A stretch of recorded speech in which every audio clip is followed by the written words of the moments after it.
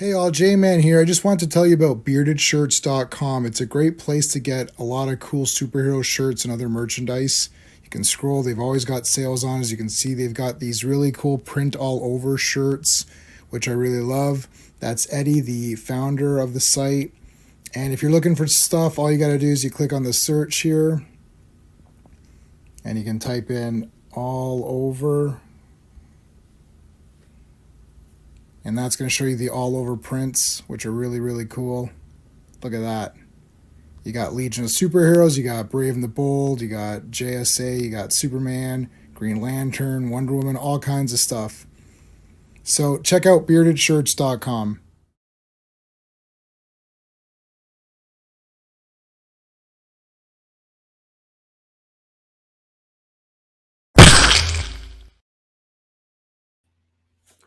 Happy New Year, everybody.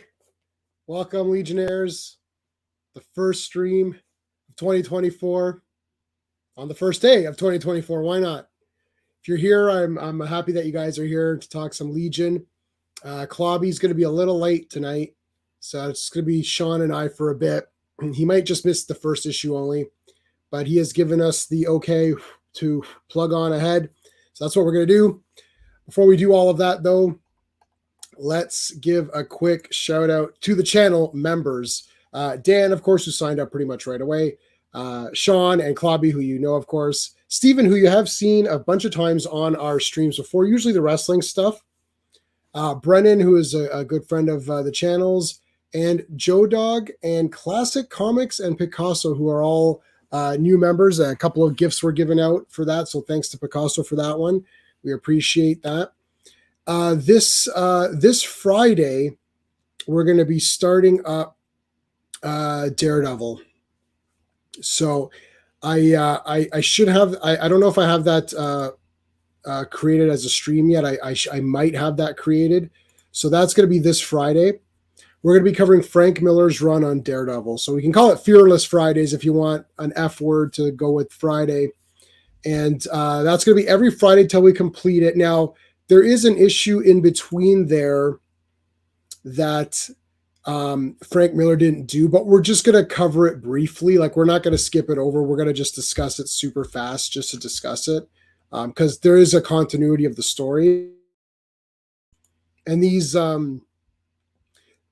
first few he only drew, he didn't write them, but we're going to cover them anyways. Basically, I got an omnibus and I'm like, I'm just going to cover whatever's in an omnibus.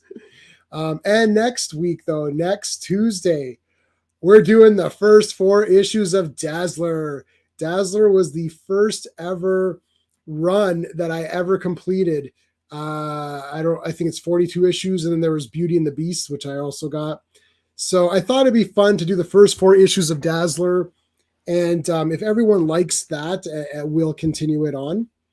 So that's going to be, and I've got a special guest coming for Dazzler, which I'll let you guys know when he shows up.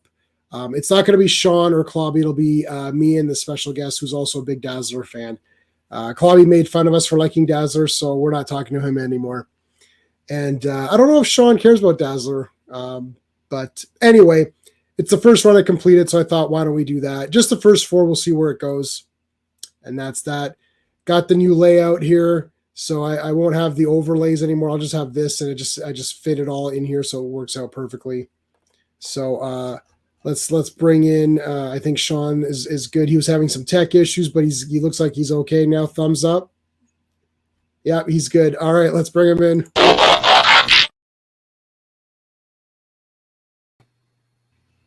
Hey, what's up? Hey, I see you. This is funny. I see you. Frozen or me? No, I see you on backstage, and I see your video, but here I don't see your video. Let me try to bring you back. Oh, there you go. That was weird. Okay, I'm back. Can you hear me? Or? Yeah. I could see you backstage. Like, so in StreamYard, when you come in, you're in the bottom and I can select one to put you in.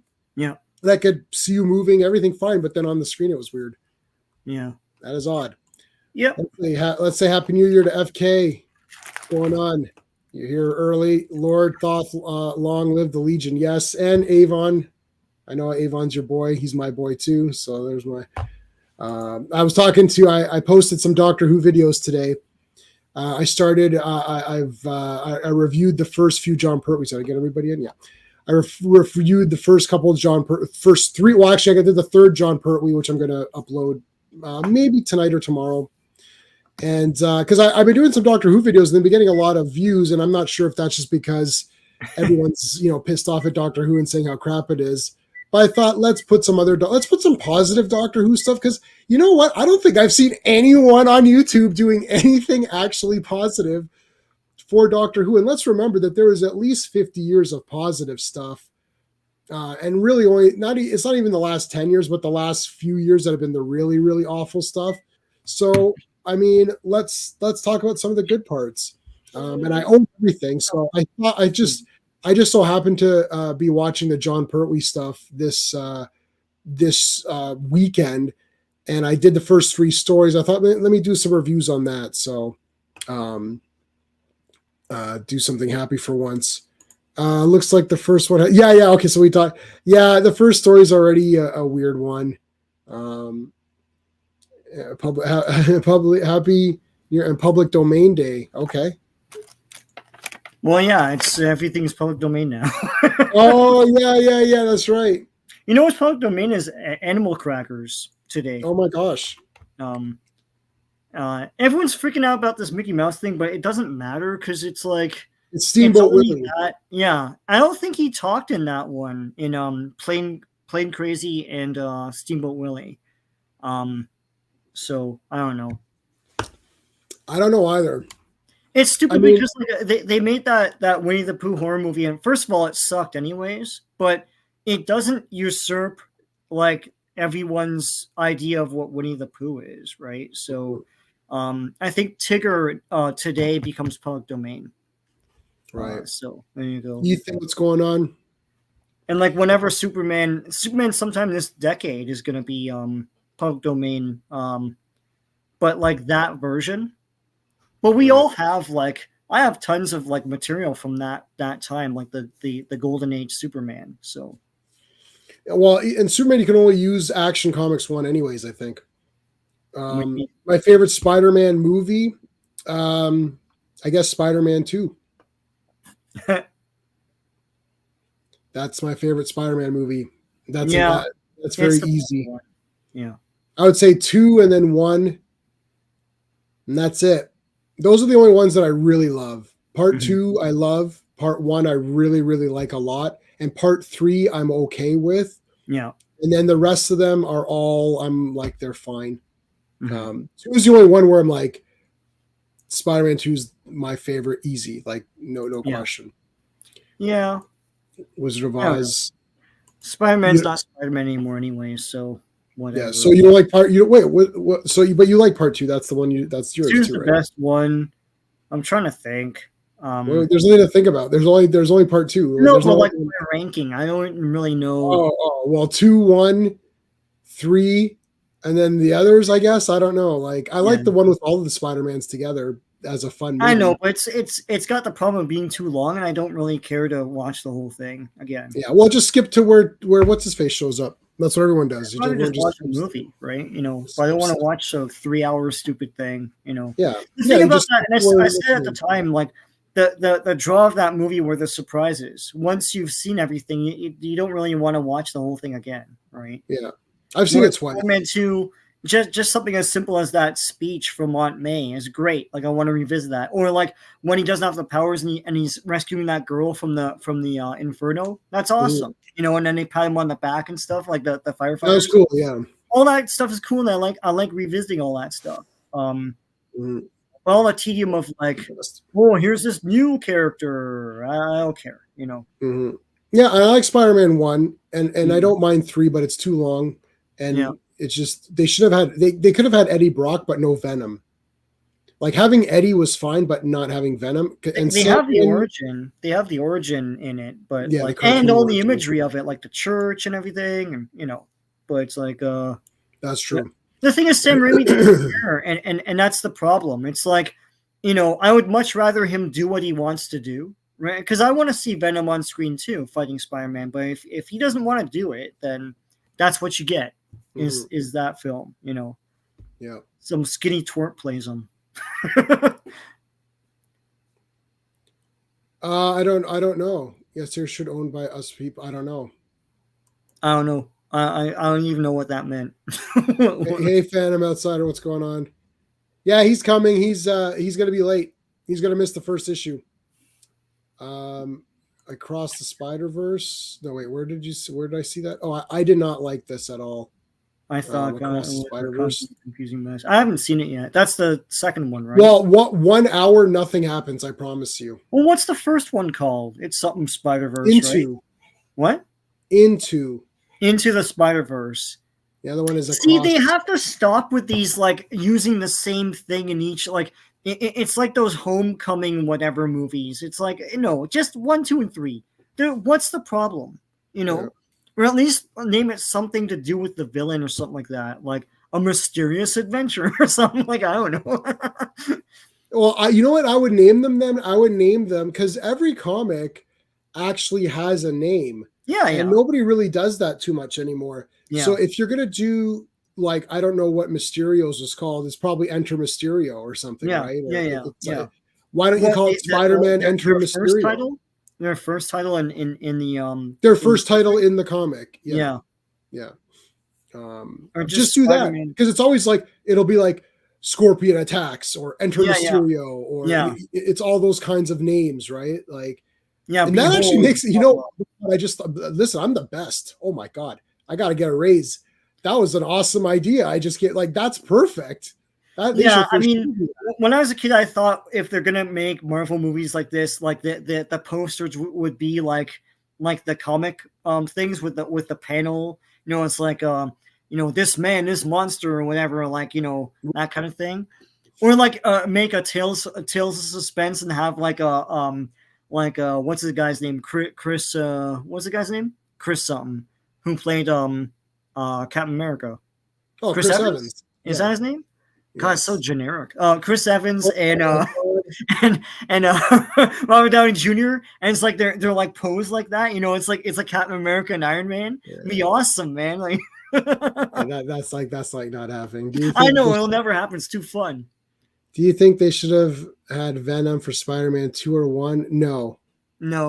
If he wanted to do Silver Age, guys, just let him do it. Like he's gonna do Vulture for 3. Yeah, Vulture's my favorite. So yeah. And Mysterio. And I can't help but think that the stuff they used in that first MCU movie was stuff they were thinking about doing in 3. And just move. So, and I like that interpretation of Vulture. So I like one guy. Like Green Goblin was cool, and then Dr. Octopus is cool, and then Sandman is cool. Just one guy. I just want a 2-hour or less movie with one Spider-Man villain.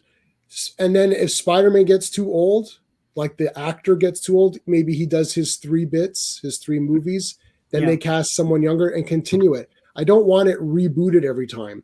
Spider-Man, do it like James Bond. It just continues on with a new Spider-Man and he fights. And if someone doesn't want to come back, then someone doesn't come back. That's the end of it. You get another Spider-Man. There's a million villains. Like I was going through my old comics and there's so many villains that like are forgotten to time now. But like, do you remember the Brothers Grimm? They're like Spider-Man villains. They had sleds too. They had sky sleds as well. But there's 2 guys with like mega masks that look like freaking a cross between Jason and Michael Myers. Do you remember those guys? No, I don't. Let me take a look. The Brothers Grimm. They were around during Acts of Vengeance. I'm pretty sure that's what they were called. Let me see. Oh, I do remember them. Yeah, they're neat. They are neat. Yeah. There's crap. like a Night and Fog. They're super obscure villains, but I remember when they were introduced. There's like a big knight and a guy who could turn himself into fog. That's cool. Oh my God. There's so many guys you could do things with and just give them personalities and they're a great villain. That's all. They don't need to be a popular villain in the comics to be in the movies. Right. Oh yeah, I know. Yeah, Night Fog. Yeah, Night and Fog. Night and Fog, see it. Yeah. Fog with 2 G's. Fatales, which were like big armored up women, There are all sorts of like Spider-Man had so many villains that they even the also rans were like super cool. So yeah, they could easily, and if you want, you could do a Brave and the Bold style cartoon where the first 15 minutes he stops a lesser villain. Yeah. So like you could like So every Spider-Man movie is 2 hours, where the first 15 minutes is he stops, Brothers Grimm or something, right? Yeah. And then the next is that'd be awesome, man. Yeah. You could write that forever. Like that could be 25 movies right there. It's like, see you later, Blondie. Well, Blondie's done anyways now. I forgot. Who did you say beat her the other day? Well, MCU sort of beat her, but then again, the MCU was like a bunch of different franchises. Yeah, so that doesn't count. So it doesn't count. To me, Blondie is still the heavyweight champion of. No, it's seriously. Blondie's like on top of the building, sweating down planes and shit. Dude, man. I did not realize there's so many of those. There's 28 movies. No, I know. You said it the other day, and I thought there isn't that many, is there? I thought there was like maybe 10 or 12. Holy crap! It's so funny because like every so often someone will claim that they've played their character in more movies. And first of all, you're not beating Zatoichi. So, no. And if you don't know what that is, then you don't know what movies are. And second of all, I got that huge set. We're gonna start that up and go through the whole thing. Yeah, we should do no. Who's gonna watch that stream? But we should do a movie per stream. Like, yeah, it'd be awesome. I would do it. I would do it. Like maybe an hour or 10 minutes. Yeah, not like a full one. Yeah. Yeah. But yeah, no, and I remember I think it was like Robert Downey Jr. Someone saying, "Oh, I played my character more than any other comic book characters." Like, no, Blondie beats you. Blondie beats everybody. She does beat everybody. I didn't realize there was that many. That's insane. I mean, Godzilla just beat her just recently then because Godzilla's on 30 something now, right? Yeah, so, yeah. like if you combine them, then for sure. Yeah. Just Japan, I think there's like 30 or something. If you just do Japanese ones, and if you can, and not counting like Rodan or Mothra, like it has to be Godzilla in it, right? Godzilla movie. Like Ghidorah the Three-Headed Monster is a Godzilla movie. But it's a Godzilla movie. It's a Godzilla, right? Yeah. Yes, I knew about Kung Fu Panda 4. I saw the other 3. They're okay. All right. Well, Clobby just messaged. He gave me a thumbs up. He's getting here, so we can start. Okay. I was gonna say, Kung Fu Panda 1 is supposedly a remake of Kill Bill, and what's his name? What's the guy's name? Quentin Tarantino. Yeah. Said like he called the director out on it, and he's like, "Yeah, you got me. It's totally a remake of Kill Bill." Oh my god, that's awesome! Like each villain is one of the guys from Kill Bill, and yeah. I saw Kill Bill a bunch of times, and I've seen Kung Fu Panda. Maybe it was I just wasn't thinking about it. Yeah, they're the 5. Well, they're not the 5 Venoms. Well, one has like an eye patch and all that, and yeah. Well, what were they called? What were the women called? Femforce 5? No, that's what she called them in. Yeah, I don't know what called them in that was the fake show that Uma Thurman's character was in Pulp Fiction. Yeah. I don't know. There's like a whole Tarantino universe, so it's just this like. All right, so this is Adventure Comics. What was it? 359. Yeah. Let me see if I can get the credits on this one. Adventure Comics 359. Okay, so editor was Mort Weisinger. Oh, lost my page here. Okay. Editor was Mort Weisinger. Cover artist was Kurt Swan. Writers are Jim Shooter. And pencilers is Jim and Kurt Swan. Inkers, George Klein. Letters. Do we do letters? Milt Snappin. Yep. So there you go. That is that. No, just got another message. What do we got here? Hold on a second. I hate when it doesn't align with my phone. Okay. It could not be reached. So sorry. Fox Force 5 was what? Yes. Fox Force 5 is what she called them.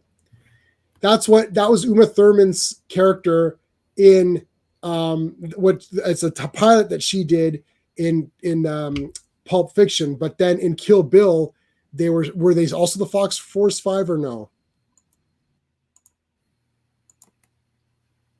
Oh, Jim Shooter wrote it. Okay.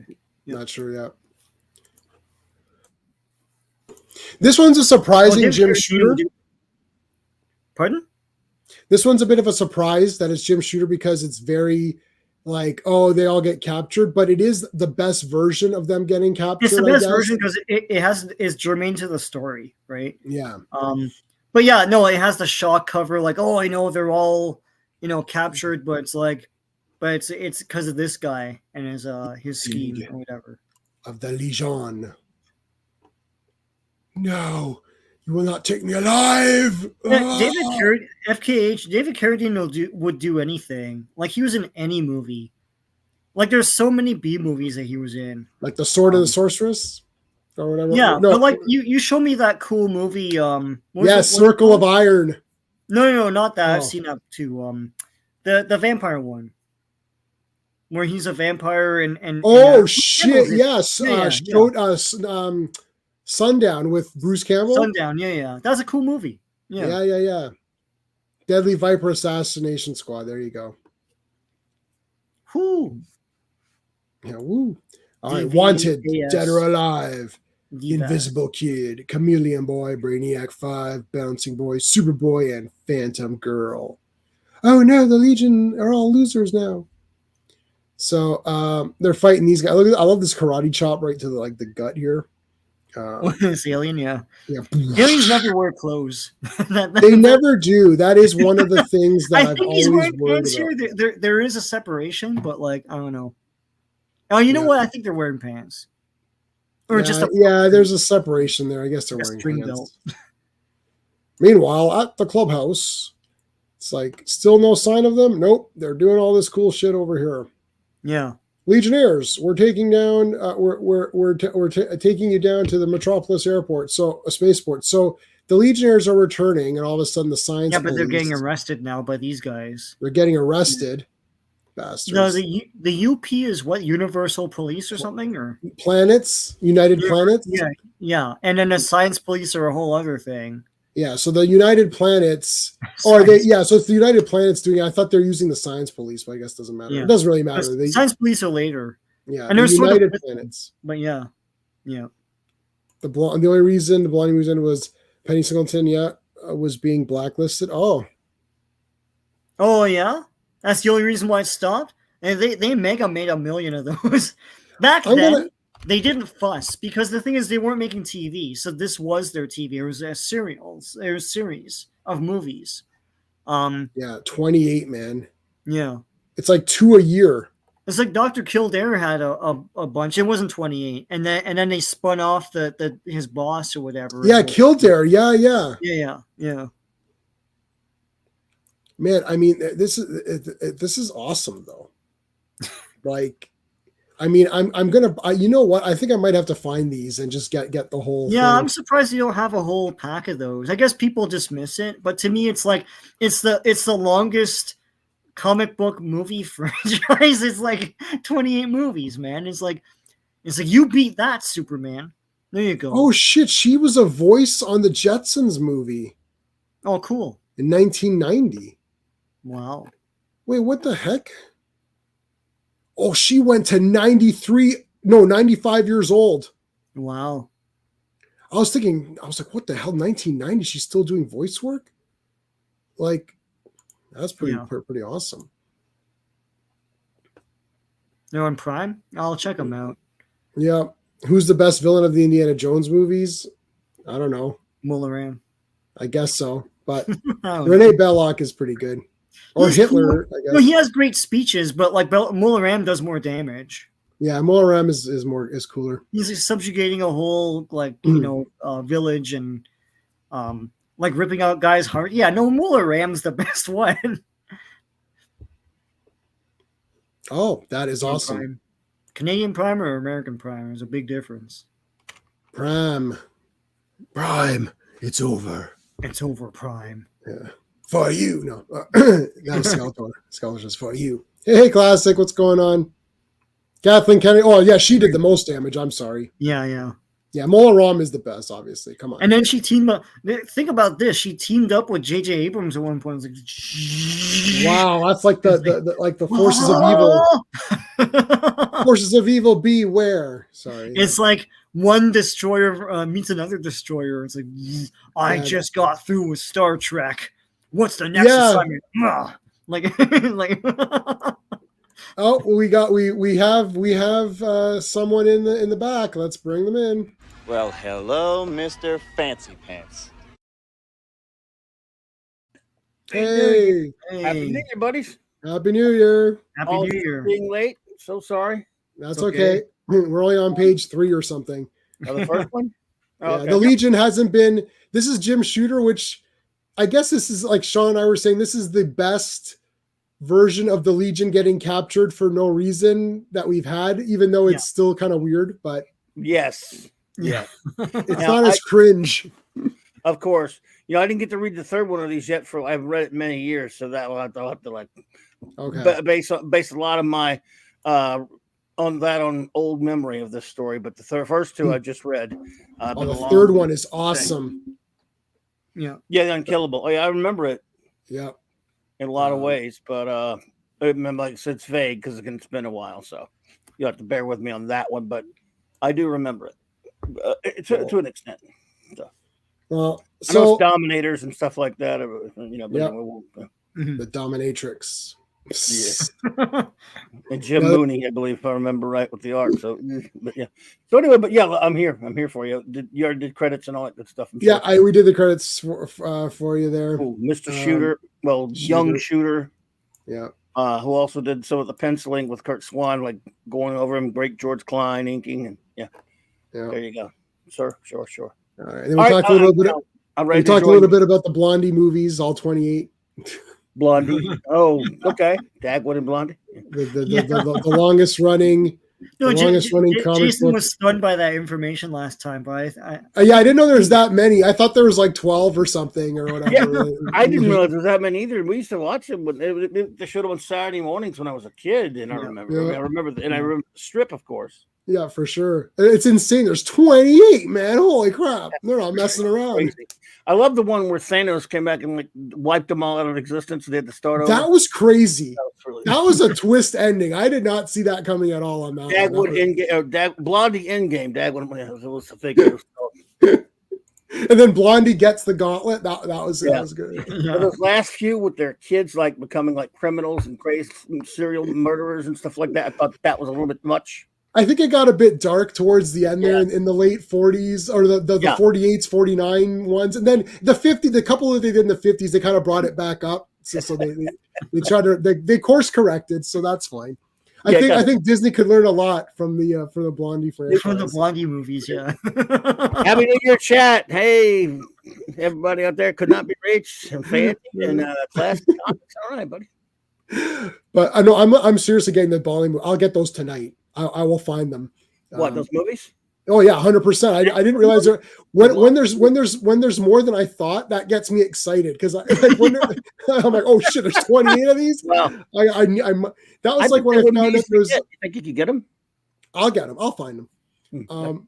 There's like 100 of those Godfrey Ho ninja movies. I was like, oh my god, I must have them. And I got them all. I literally have them all. I'm so happy. It's like.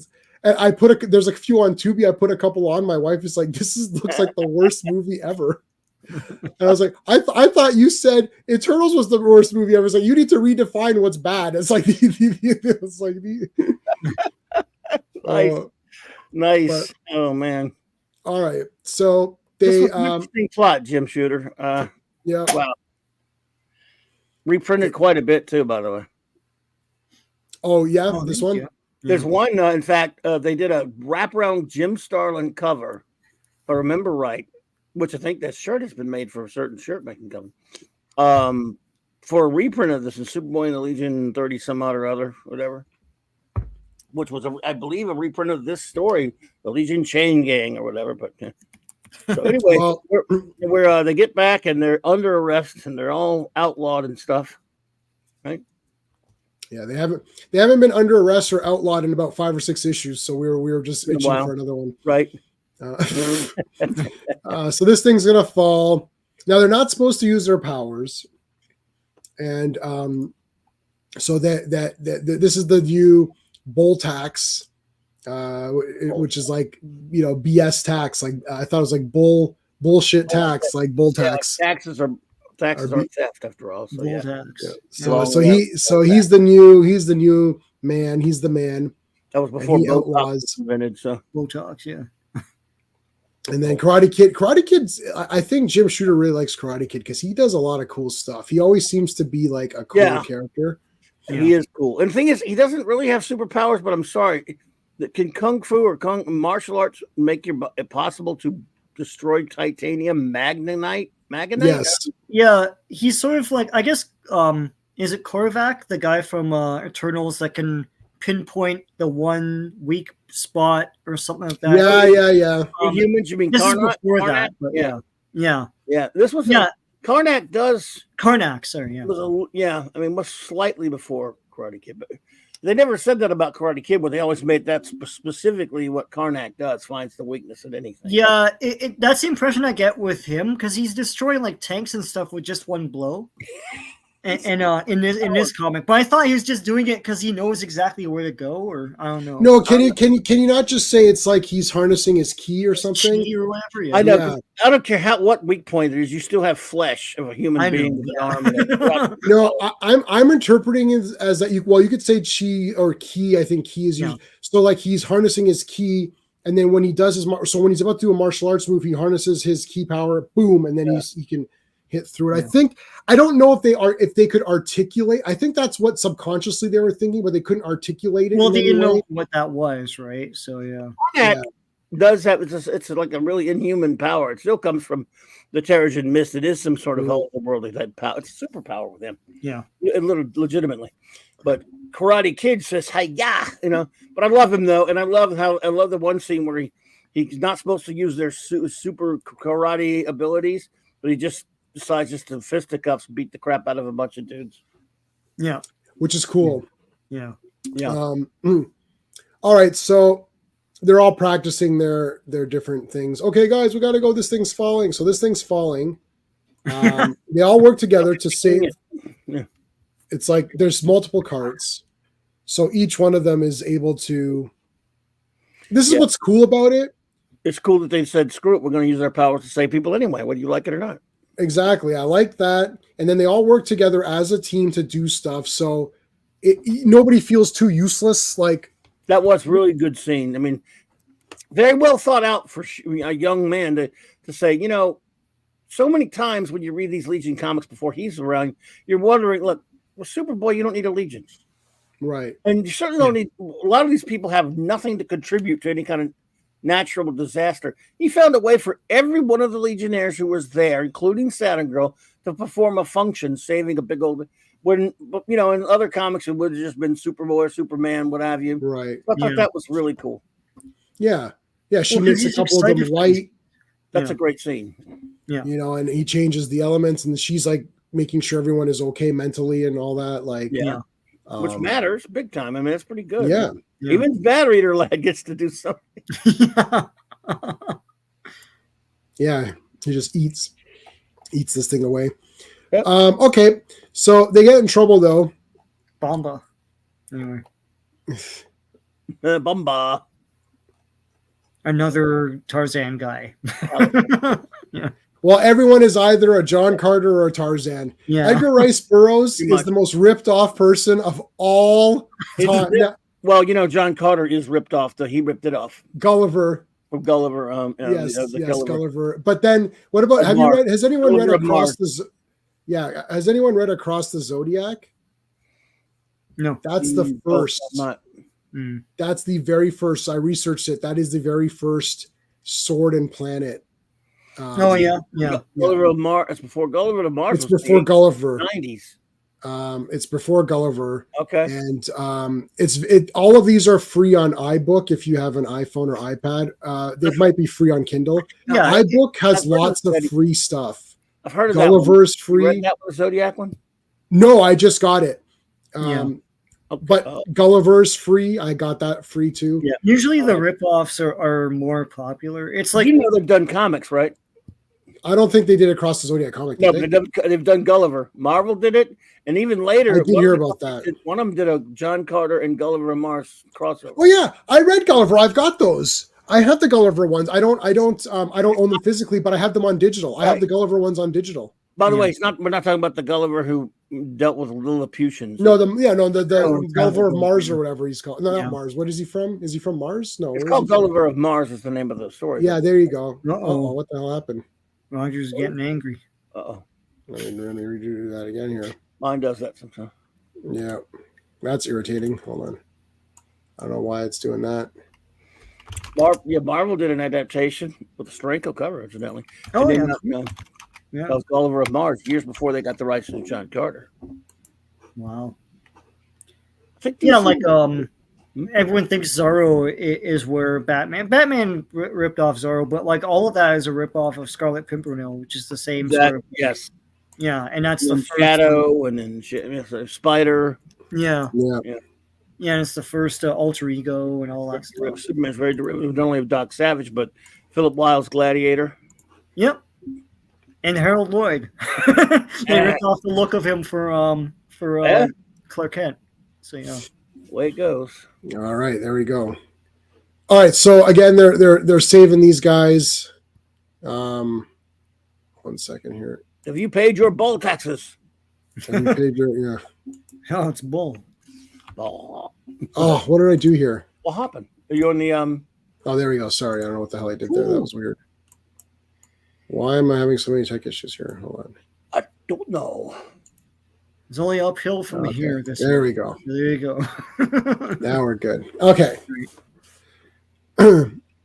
So yeah, they all save the thing, Yeah. and then they're in trouble. You guys say that. I love how the guy's like, well, at least you save lives, so I'm not gonna like imprison you for life or whatever. But they're like, you're still in trouble. But it's you're 10 still years. going for 10 years. Yeah. Yeah. And the thing is, you know, even at this point, most kids, Picasso's here. Hey, Picasso, thank you. enough about comics to smell a rat. They know that this not gonna. They know that something is afoot. Yeah, we know something is messed up or whatever. Yep. So, Well, Projectra, of course, has some pull on a Rondo, but we'll take care of that. yeah. Oh yeah. Yep. Princess P. I'm getting out of here. You guys suck. What is going on here? I don't want to. Is that a browser thingy? No, that's It's a scam thing. Congratulations, you're the whatever. Yeah, I get that Mine too. isn't. I don't know why it's popping over your Yeah. Yeah. It's like stop congratulating me on getting this whatever it is that I don't that I'm want. never gonna claim. Like All right, so meanwhile they come out and they're all being made fun of, the other Legionnaires. So you guys suck. They're throwing pebbles at them and shit. And it's like, okay, fine, let's get it on. And then it's Roadhouse here. It's like, Roadhouse. this is like they start playing some like twangy country music, and it's like bang, moon. It's the Roadhouse. Yes. Be nice until it's not time to be there. Now, wait a minute. Supergirl. Oh, Supergirl's like, I'm not gonna punch anyone, and it looks all the world like she punched that guy in the face. No, she did this. She palmed him. Yeah. Oh, and he's like, oh, yeah. These creeps can't hurt me, so I'll just stand there. And, yeah, but you could have used your super. Well, you're not supposed to use your super strength. Right. Yeah. In a sense, you're not if they're just letting them bounce off you. But when you put your hand on some dude, you could have like broke his neck. So Yeah. This is a good punch though. Look at that. Boom. Yeah. Pop. Yeah. Boom, I don't need.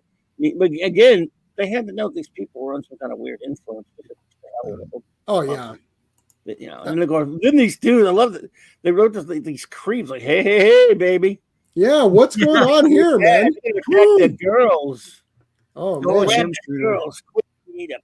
I thought this was going to turn into I spit on your grave or something. Yeah. Or their boyfriends scream us all. How about that? Yeah, no shit, man. The boyfriends will mess you up. Slap in the face, punch in the jaw. It's like, and she just tackles that guy. That's great. Yeah. It's like, we're superheroes. Did you forget this? Great cut. He dates Karate Kid, Yeah. Well, and the thing is like Jim Shooter remembered that they're also heroes, so they don't need to use powers to beat up civilians. No, yeah. Yes. Right. And he knows since he created her that she was trained as a warrior, a princess thing. Yeah. Slaps like I'm gonna take you down, Lex Luthor. Wait a minute, I'm just wearing his color scheme. I'm not Lex Luthor. Hey, look at this mask. It looks like something. It looks like that Star game. What was that game called? Forgot what it was called. No, yeah, Cannibal Holocaust. I don't think that's a Clobby favorite, but what are you? Cannibal Holocaust. I don't think that's a Clobby movie. No, I just think I know about it, but then don't look it up. Do yourself a favor. Fatal 4-Way. Yeah, Roman Reigns has to lose. We'll talk about that when Steve and I do our wrestling thing. We're tired of Roman Reigns now. So, okay, thank you, science police. It's like, well, she's hurt. Well, too bad. It's like, okay, well, we need to get her to a hospital. Why don't you walk? And you're like, really? Like, it's like, no, too bad. It's like, that's your problem. We need to get them to a med center. That's your problem. All right. Like Karate Kid should have kicked this guy in his face. Yes, he should. And after he broke his nose, it's like, oh, my nose is broken. Then he should have said, that's your problem. Yeah, let her die. We're bad now. Yeah. And then they're watching, something. Oh, shoot. How bad is it, Doc? Well, it's pretty shitty. The dear customer thing. Congratulations. Hey, we both won, J-Man. Wow. Congratulations. That was awesome. Sean just got it as well. We're all getting spammed by this thing. Oh, cool. Yeah. That's not a good sign. It's like Rogers. I like spam. Well, when it's like hot chicks that I know are really not there, but I can just pretend in my head, hey, she's really digs me. It says so. And that's really her too in that picture. Yeah, for sure. 100%. All right, so Princess P is going to be okay. She just has to rest. They're like, well, what are we going to do? There's a curfew and all this other bullshit. He's like, well, I may as well work out because I got to keep a fit body here. Oh, Norgie, come on. Wild Norg's a pretty cool cat, though. He's actually a candy leader. He's good. Yeah. It's like, hey, my costume's gone, and Mom's like, yeah, I burned it. It's trash. Hey, your costume's invisible. No, yeah, kid, get it? I burned it. Burned your costume. Wow. Yeah, our parents are all a-holes now. Yep.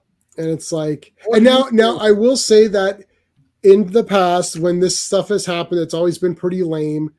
And this, at least there is an explanation for why this is happening. Yes. It's not just like, oh, they're just being dicks because of some stupid thing. Like, quite true. Yeah, so at least there's that. Yeah, I mean, the shooter's that much. Even at that point, he's enough of a writer to give you a fairly, compelling explanation, and he used it. Well, we'll get to it later, but he used it with an actual villain and not something really stupid. I mean, the villain does that. That's his MO. Yeah. I'll give him that. It may not be the greatest story, but that I'll give him. Yeah. So the parents are listening in. Oh my God, my parents are listening to me. I wonder if they saw that folder on my desktop. Yeah. And then and the mom's like, wait a minute, there's this weird folder here that says do not open or whatever. Or private folder. Yeah. Anyway, I can't believe my mom and dad are spying on me. It's like, well, this is bullshit. So he picks up his communicator. I thought he was going to do his makeup here, but then it's like, no, it's a communicator. Brainiac, this is shit. It's like our parents are messed up. Brainiac 5's like, yeah, something's messed up. Everyone's getting controlled. All right, let's meet up. Dun, dun, dun. Meanwhile, everyone's in prison and chained. So now they do explain that there's some lead in the chains and there's some kryptonite in the chains, and to try to so why they're depowered. The women are where they belong, doing the laundry. Yeah. Oh no! We're making sandwiches after that, and then after that, they're gonna make all the Legionnaires. They're gonna make all the boys some sandwiches.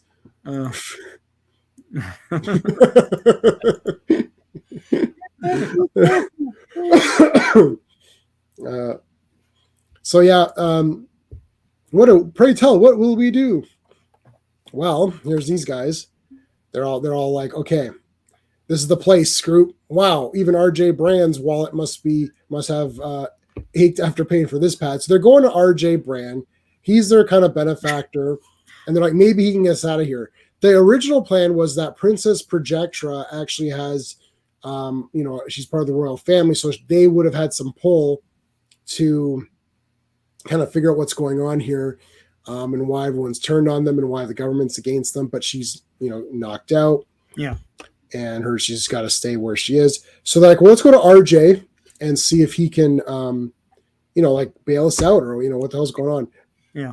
And, RJ Brand. Well, again, I can't say anything without spoiling the second part of the story, but my curiosity about this here.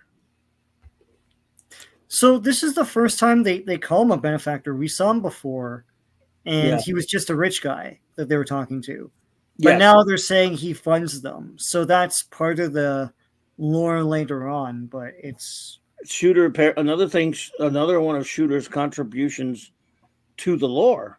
yeah. In a sense, I mean, R.J. That's Brand. crazy. Yeah, I mean, there are other things done with R.J. Brand later that I won't spoiler for you, but that's an interesting one that Shooter really. It's just he came up. Yeah. I never even realized that he. Yeah, you know what? That's weird. I never even realized that he created that. Like he didn't create that was RJ never a Brand, part of. though. They didn't have an origin story for the Legion. Before. Yeah, and then later on they do, and he's mixed into it. So nice. Yeah. Well, he tells them to F off. He accuses them of theft. So then they got to escape, and what's his face gets nailed here. Lightning Lad, right? Is this Lightning Lad? What the hell? Yeah, they're all wearing different costumes, right? So he got nailed. The other guys escape. They use Chameleon Boy as a parachute. No more parachute. And then like, okay, let's get the heck out of here. And now everyone's like reading about how the Legion's trash. And now they're hiding out in the sewers here. Yeah. And did you? There was a panel where there was this turtle practicing ninja, but they got rid of it. Too bad, because it would have been Jim Shooter's creation. But oh well. They're like, "What are we gonna do, Will? Relax. We have running water straight from the World Purification Center." It's like, yeah, it's in the sewer though. It's But they decide that they're gonna put a stop to this, find out what's going on, and get her done. And then we can continue this in part 2. Dun. And then look at this kid. Whoa! That's awesome. Yeah, they don't do that anymore because wow, I gotta save this picture. This is going on Twitter. Wow. If you think his gun looks great, well, you hear it, yeah. God, this is I had awesome. a toy machine gun as a kid just before they passed laws saying you couldn't do that. And it made a butter sound as well. But, yeah. My buddy had an Uzi that you loaded, and when you hit it, there's light effects too with the sound. But that thing I had, it had a clip, but it was a water pistol. So the clip had water, and it would make the sound as you shot the water. It was pretty awesome. Yeah, but it's illegal now. Yeah. Oh, that's awesome. All right, next one. Ethan. All right. What do you got? What question you got for me? What is my favorite paranormal TV show? Nothing. I don't watch. G-Man doesn't believe in ghosts. So no. That's not true, Sean. There's no such thing as ghosts. Yeah. Yeah. There's nothing to believe. It's like saying I don't believe in like the fairy godmother. He ain't afraid no ghosts. Yeah, oh man, if a ghost ever showed up. Crusader. Hey, Comic Relief Crusader, what is going on, dude? Happy New Year. I don't mind you not you saying they're not saying as ghosts as long as you don't diss Ghostbusters. No, I'm not dissing Ghostbusters because that's a fantasy fantasy movie. Now, that's true. Are you gonna tell me Ghostbusters didn't really happen? Not in real life, unfortunately. It happened in the movies. It did happen in the movies. But no, I don't watch it. I used to watch some of those shows, and my favorites are like anything with psychics and stuff because they're super fake and it just makes me laugh. Fake, I know. But like my wife gets so angry that it's even on the TV that she can't be in the room. Paranormal stuff? No, not that. The mediums. The mediums.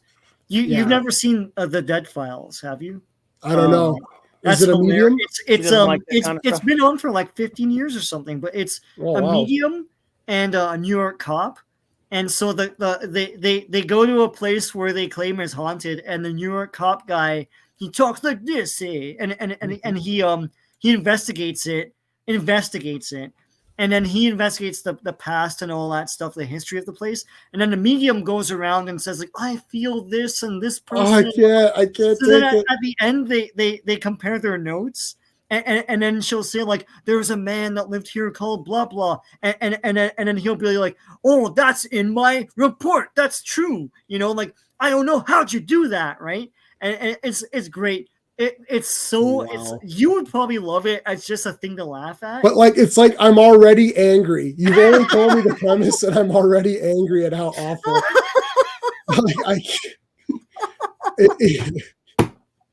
I'm like, my blood is boiling. I would literally destroy these people. What makes me laugh is he's investigating the paranormal claims, right? And this woman's like, oh, like I was walking downstairs and I got pushed down the stairs, right?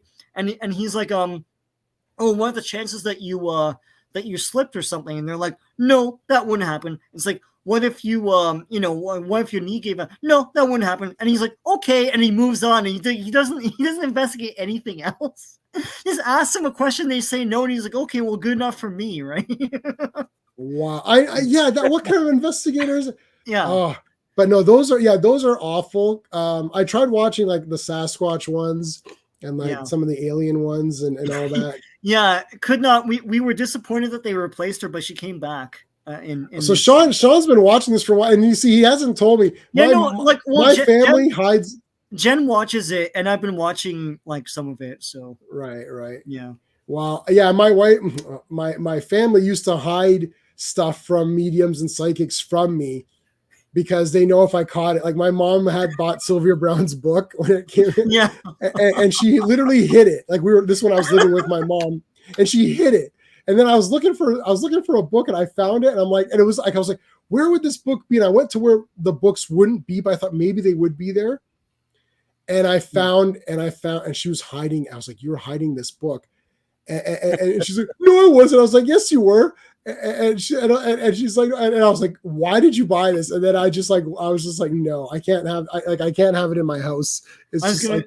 I was gonna do my Amy impression, but I'll try. I'll do this briefly. She'll go into her house, and then she feels something, and she's like, I feel something over there. I don't like it, and it just goes on like that. It's hilarious.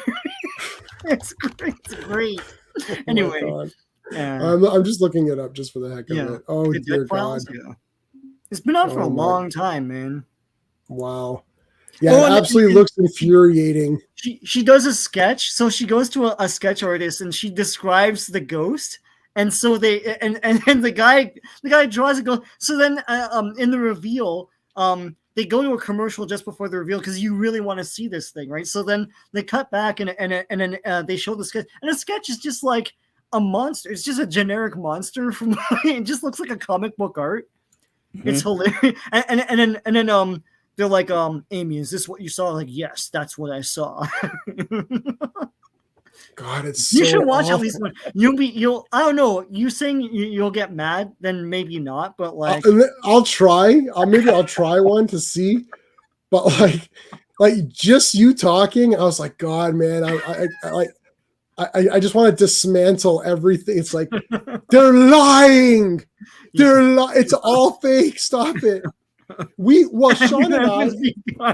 Sean and I and our buddy Skullman, we did our own paranormal. Remember, Sean, we filmed our own paranormal, and I'll say this and we're gonna move on. I wanted to do a medium show where his name is Dr. Small. No, sorry. Yeah, Dr. Small. Mm-hmm. And it was going to be called, so it was going to be played by, me when I was a lot larger. So I was like a big guy. So the intro would have been like, I'm a big guy. It's like, and I'm a psychic medium, and my name is Dr. Small, and the show is going to be called Large, Medium, Small.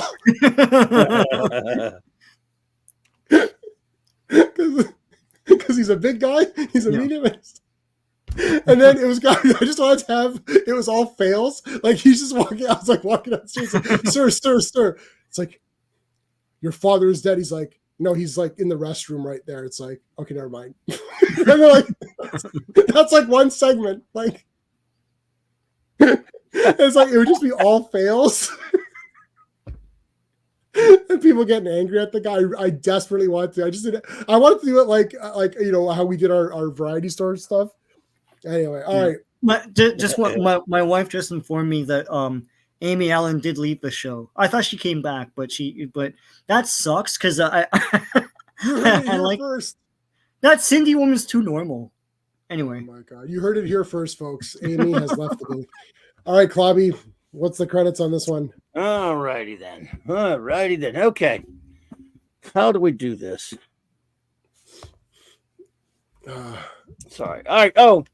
It's probably the same people. More to it. All right. First of all, the story is called No, I have to do it right. Boom. Sound effects. I'm like, That's the sound of the Legion working on the chain. Gang, I had to do it. Sue me. Legion, Adventure Comics, volume only, number 360. September 1967, executive editor Mort Weisenheimer. Cover artist, the great Kurt Swan, all his own. Writers, James Shooter. Penciler, Jimmy Shooter, layouts with heavy Kurt Swan filling in the pencils. The great George Klein on the inks, and Milt snapping lettering those things nicely. And editor, again, back to the editor guy, who cares? Mort Weisinger. So there you go. Right. And again, I cannot emphasize enough.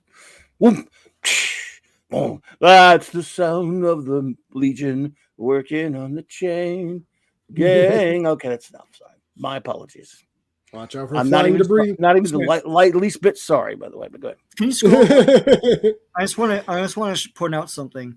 Yep. Just one page up, like the ad. Well, yeah. Yeah, that atomic smoke bomb. I don't know why that would be a toy.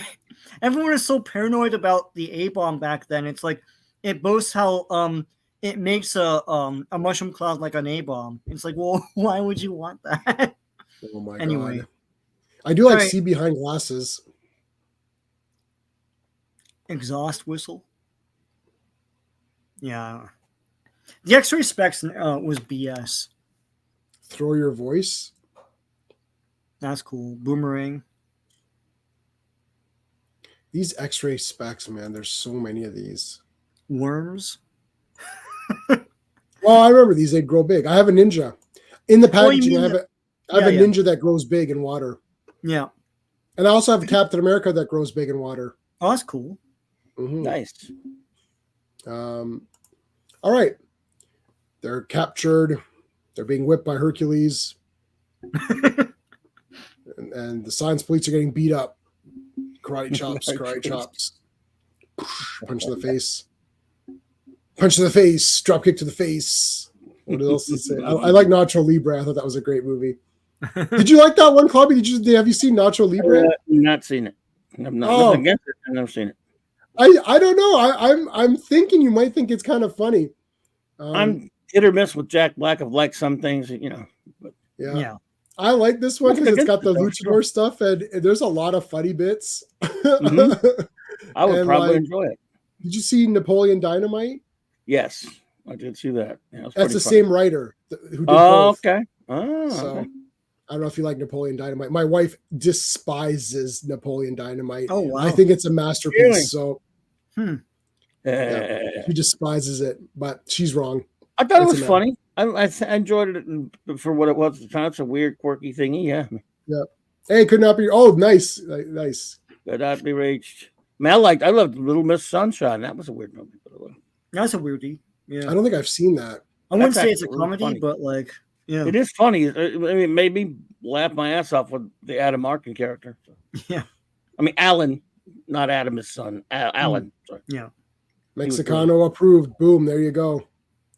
Hey, yeah, Paul. I bet you Paulie likes it. Could be. Get the approval. Get the stamp. From what? Dynamite? Nacho Libre. Yeah. Nacho Libre. He might. I don't know. That's a good question. All right, we got Sensor Auto Dog. That's cool. All right. But meantime, in the friggin' sewers here, they're coming up with their big plans. Halt! You can't come in here. Why not? It's like, because the new law disbands the Legion. And this guy's like, yes. Everyone's all happy about it. Now, this is the recap for those who came in late. So, recap. He accused them of being thieves. Fight broke out. Running. I want to be rich enough to have my name on red letters on a white background on my house. It's like for no reason. Where do I live? Right there. All right, so back in the sewers. This is okay, Jimmy. Dude, come help me out here, Jim. What the heck? It's like they're walking around, and he trips and presses some button and unlocks Luther's lair. Like, wow, how can bing? explaining it, Jim. It's very Scooby-Doo. Yeah. No, he's a kid. He's 14 years old. If Otto Binder or Edmund Hamilton or Jerry Siegel pulled that plug, I'd be like, really? Because he's still doing better than them. But this is way too much of a no offense, Jimmy, but yeah. Well, I would have been okay with Brainiac having some sort of, like knowing where one is, maybe, having some kind of device, and he's like, "Hey, I'm picking up a slight electrical surge or something." How about he just already knows from long time experience where one of the layers is, and he brings them to it, chancing upon it down in the water purification thing is a little bit on the too much. That's a very Scooby-Doo thing, and he probably just got from cartoons at the time or something. Right. Yeah, but that is a bit much. Come on, dude, really? And Bouncing Boy's like, is there any snacks? You bastard. So he has powers now, right? I can't keep track of this guy. Me neither. I don't know how he ever got. He's not bouncing. No, he doesn't. He just hangs out with the Legion. Yeah, but he'll have powers later.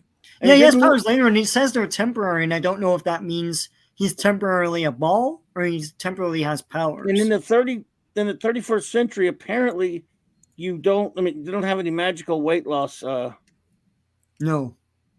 Thingies. I think that's the smallest he can get because of his powers. Right, but he don't have the powers anymore. No, he does have them because he uses them later. In this one? Maybe the next one. I don't know. I think he's been just remember the last time I remember. No, you could be wrong because you know my dumb memory. But I thought he lost his powers, and that was that he just wasn't, and he's just hanging out with them because he's their friend. And all it's the beginning of the next one. He's a ball. Yeah. Okay. Well. Okay. Oh. Okay. Yeah. Well, like Colossal Boy's dribbling him. Yeah. All right then. Shows no. Can't remember. Who knows? Yeah, but when I saw that, I was really confused. So I was like, I can't keep track of this guy. Just give him the powers, just leave it be, man. Yes. No, I haven't seen any of those other shows either. I don't watch any of those. Oh, Mountain Monsters. I know what that is. That's hilarious too. So it sounds like Sean watches a lot of these crummy shows. You know why? I watch a lot of YouTube stuff, and they reference this stuff. But the YouTube stuff, not Chills, he sucks, but Nuke's top 5 and stuff like that. So yeah, you know what's funny? Like it's all bullshit, but it makes me laugh because a lot of it is so fake, and the ones that are pretty good, I'm like, oh, and then you figure out how it's done. It's like a magic trick, like it's all bullshit, but then you have to figure out like what the obvious thing is that you missed, right? You know it's bullshit. All right, group, we're here to do something. Let's do it. And then he puts his fist down. He's like, no, we don't have time for paper, rock, and scissors. It's like, we have to figure out a plan. It's like, paper right. beats not rock, though, so. Well, what did I just watch? I just watched something where the guy did a pistol. He's like, what's that? It's a pistol. He goes, no, you can't. Oh, it was Ghosts, the UK Ghosts. Oh, okay. Yeah. That's kind of funny. With the Christmas one? I'm on season 2 or something, so I'm like way behind. Anyway, so this is the bad guy here. Like we got to, you can tell because he's doing a fist and he's talking to another guy. Anybody who's old and balding is automatically a bad guy. Yeah. So it's like, okay, when you're 14, yeah. When you're 14, yeah. So we got to do this crap over here. It's like, okay, Hercules, yes, boss, everything's good. We got the kryptonite chain, we got the lead ball, and Ultra Boy, and then this has something that makes Ultra Boy not be able to do stuff. I don't know. You know what? One thing I forgot to mention. A couple of weeks back, we have geek meetings, and once a month, a big bunch of us for many years now. We go out to the Bistro Italia and stuff. A buddy of mine who is a comic artist from way back, he lives in town. He comes to it all the time. He runs the Kurt Swan appreciation page on YouTube, on Facebook. Facebook, yeah. Larry and Truth, how's it going? Larry, Truth, all right, good to see you, my friends. And he was talking to me about last time we met because I was telling him, we do all this stuff, and of course he loves Kurt Swan naturally and different things. Yeah. He was talking about how he last time he talked to Shooter. A couple times he talked to Shooter. Shooter was saying how amazing Kurt Swan was him. He took him aside, taught him how to do all kind of stuff with art, taught him how to do all kind of stuff with art. He was really, really supportive of Shooter when he was a kid doing this stuff. Right. And really helped him a lot. And so just basically what a great guy Kurt Swan was. And he thought he was amused at first when he kept getting these pages of art from this kid, because he was supposed to be the pencil. And he laughed about it, but he appreciated the kid's enthusiasm, and he liked Shooter a lot for there. So he said he really mentored him, and Kurt Swan was just an awesome dude. So, well, Kurt Swan is awesome. Yeah, he is awesome. He's one of the few of the greats that I never got to meet. I wanted to so bad, Yeah. No, I haven't met too many at all, really. So it would have been awesome to. Anybody that I would have wanted to is pretty much dead now. So it's like yeah. And the Truth 13 does have a point. Clobby, I don't think you want to team up with Truth here. He's the Restore the Snyderverse guy. So I know, but I didn't watch Rebel Moon. I'm just saying. He said you liked it, so and that's right. true. Well, and he liked Man of Steel, BVS, and Zack Snyder's Justice League. That's fine. I can respect Truth that we have differences of opinion, but however, in fact, look, the fact that he's a Snyder guy and still apparently doesn't like Rebel Moon shows that he has some, credibility. Not anymore. Oh, you're not a Zack Snyder? What the hell are you talking about? What happened here? Truth, dude, you're killing me, man. You're going back and forth. You're like that's earth shattering to be because honest. Hey, full disclosure, Truth, I hate Snyder, but I don't hate people who like him. I hate Snyder, but I'll say this is if you are someone who's a big fan, that's one thing, but you're willing to admit that you don't like Rebel Moon. In other words, that means at least you're intellectually honest. Right. You won't say that you won't follow everything he does and say it's perfect. Yeah. Just say. Right. However, you, J-Man, because remember, I'm still mad at you because I saw your video. Oh, I clickbaited everybody on that one. You clickbaited me. I'm going, I got to get to see J-Man rip that movie because everyone hated it. I haven't watched it. I have no interest one way or the other. It could be the greatest thing ever. I'll never watch it. But it's everyone hated it, but you, and you said it's garbage. I'm like, this is gonna be fun. J-Man's I was fun because I'm proud. I feel like a proud father when you trash stuff. Oh no, man, I'm so happy. J-Man's so sorry. And then you didn't trash it. I didn't trash it. No, like, why? It was all right. I thought it was kind of neat. The other thing too is that I'll say this: there is a company that was making an RPG, a tabletop role playing game, and I love tabletop role playing games. They're making a Rebel Moon role-playing game, and they made it. It's done. It's complete. And what happened is that Netflix they took it to one of the. There's a lot of shows for these role-playing games, D&D and whatever. So they took it to one of these shows, and Netflix got angry at them and canceled the entire project. Didn't pay them. Didn't pay the artists. Didn't pay the creators of the game. What do you think was happening? Why? And so the guy posted a video saying, "What the hell?" And I signed the petition to get this game out there because these guys also did Escape from New York.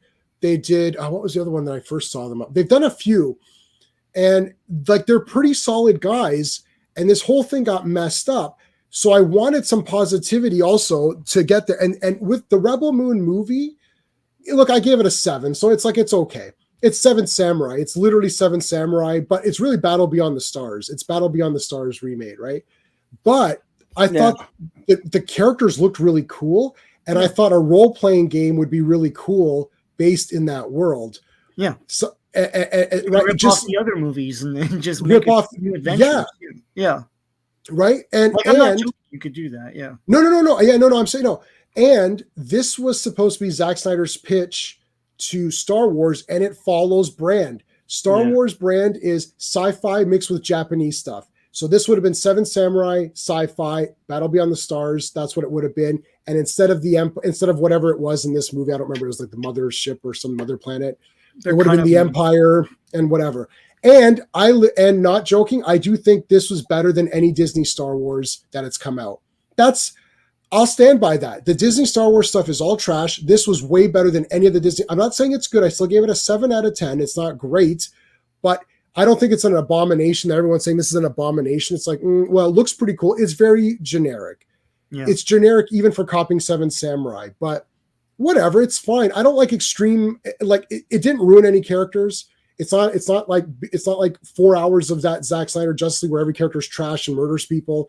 Agreed. It's like, yeah. No, again, it's not great. I'm not lobbying for it, but I'm not going to just hate on it Fine. just to hate on it and join up with everybody. But I did clickbait. I clickbaited it because nobody's going to watch me talk, give an honest opinion on it. You could have said Rebel Moon. Is it good or not?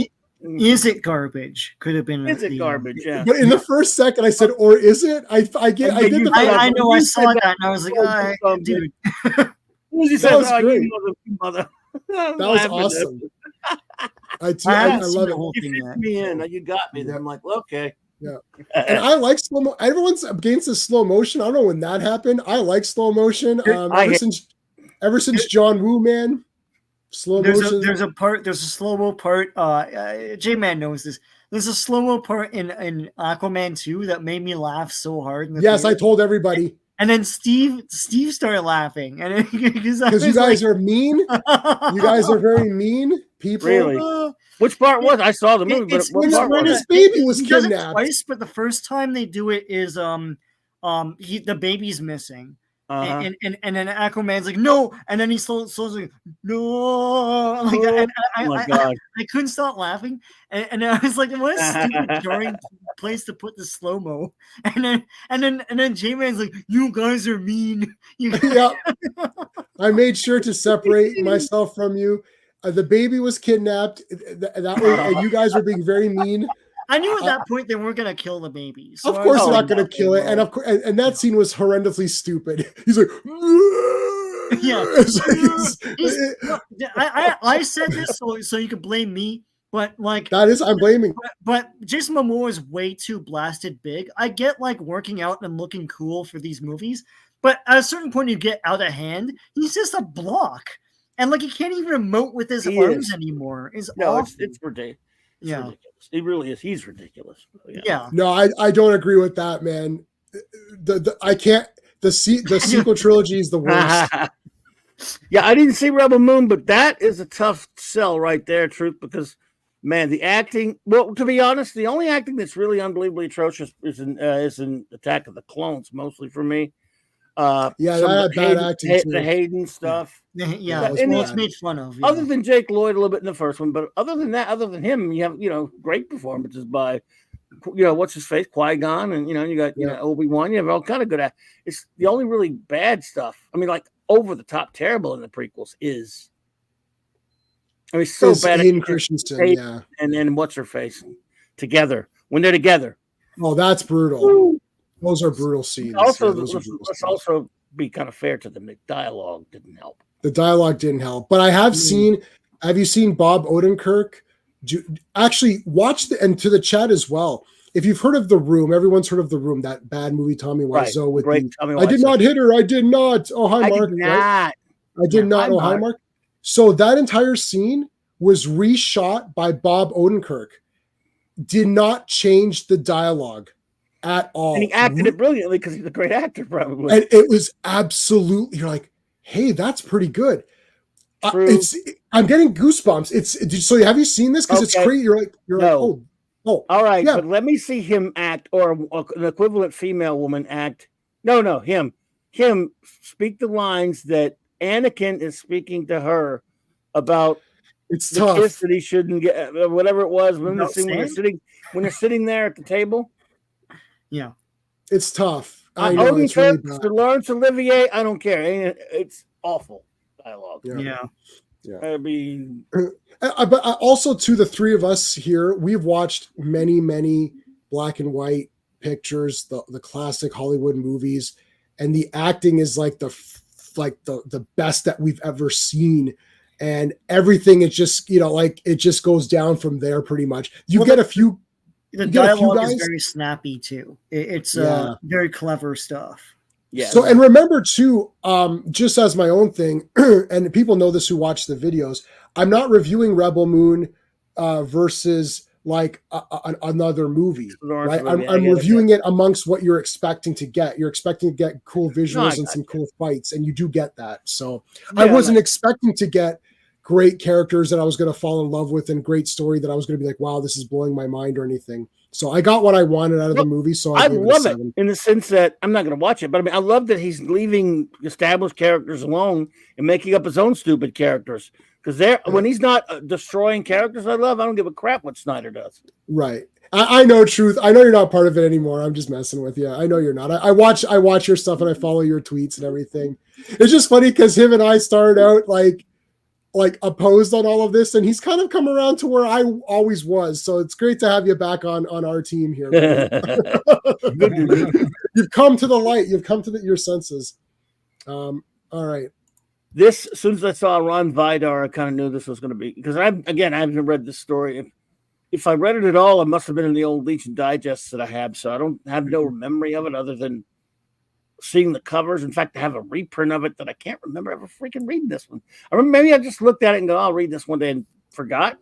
But as soon as I saw him, I said, that's got to be Ron Vidar. So this is going to be, well, should I spoiler who the bad guy is or not yet? Well, I mean, we're getting there. Let's see what happens. There, yeah.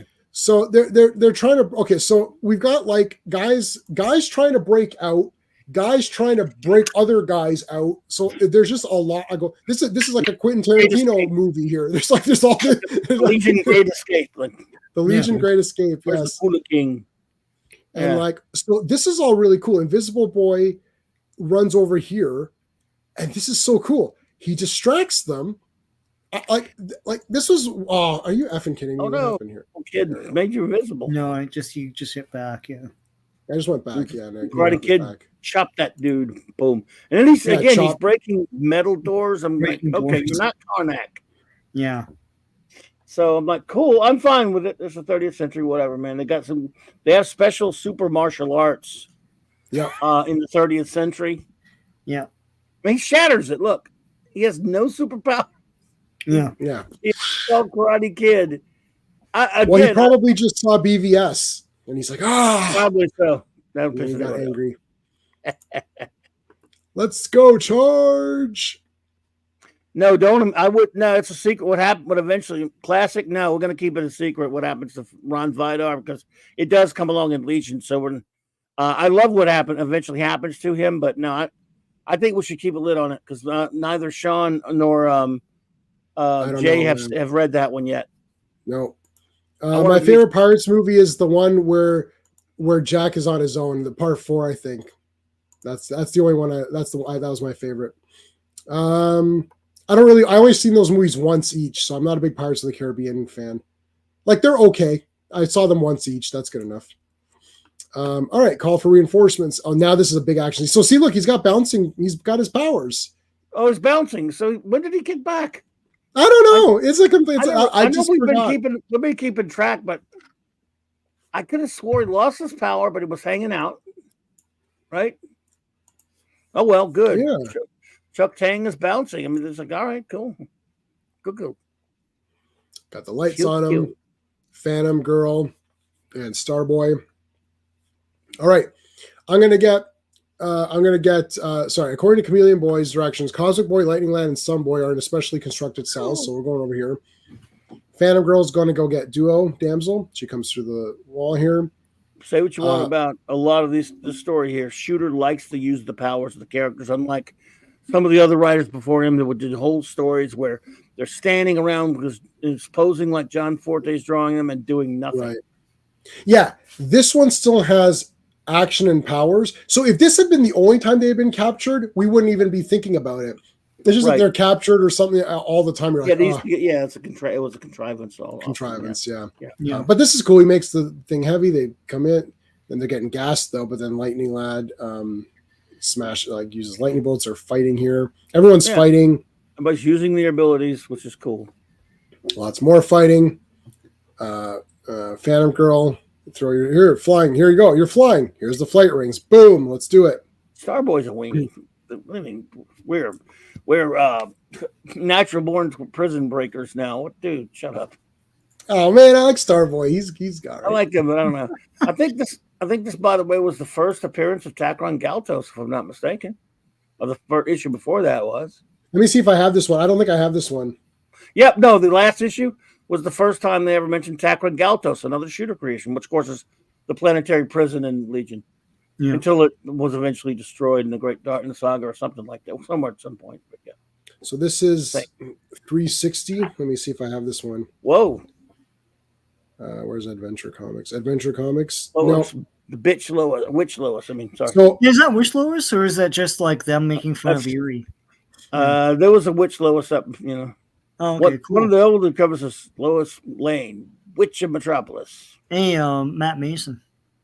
Major Matt Mason, awesome greatness. Yeah, that's awesome. I have a major Matt Mason book, like a little big book. Oh, cool. Oh, you have some big little books? Cool. I love them. Yeah.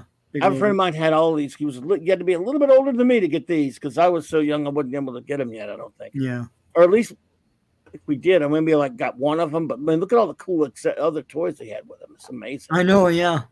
Well, the wheel one was like metal and it could like pull things. Yeah. Yeah. Moonwalker, space crawler.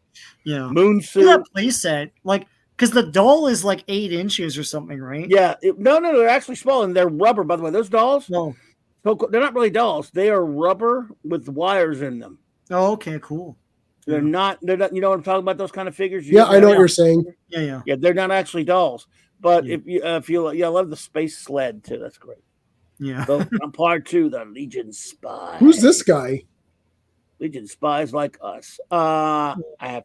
Oh no, that's the guy he pretends to be. Okay, is that Luigi or Mario? Yeah, I forgot. Yeah. Yeah, that is Luigi.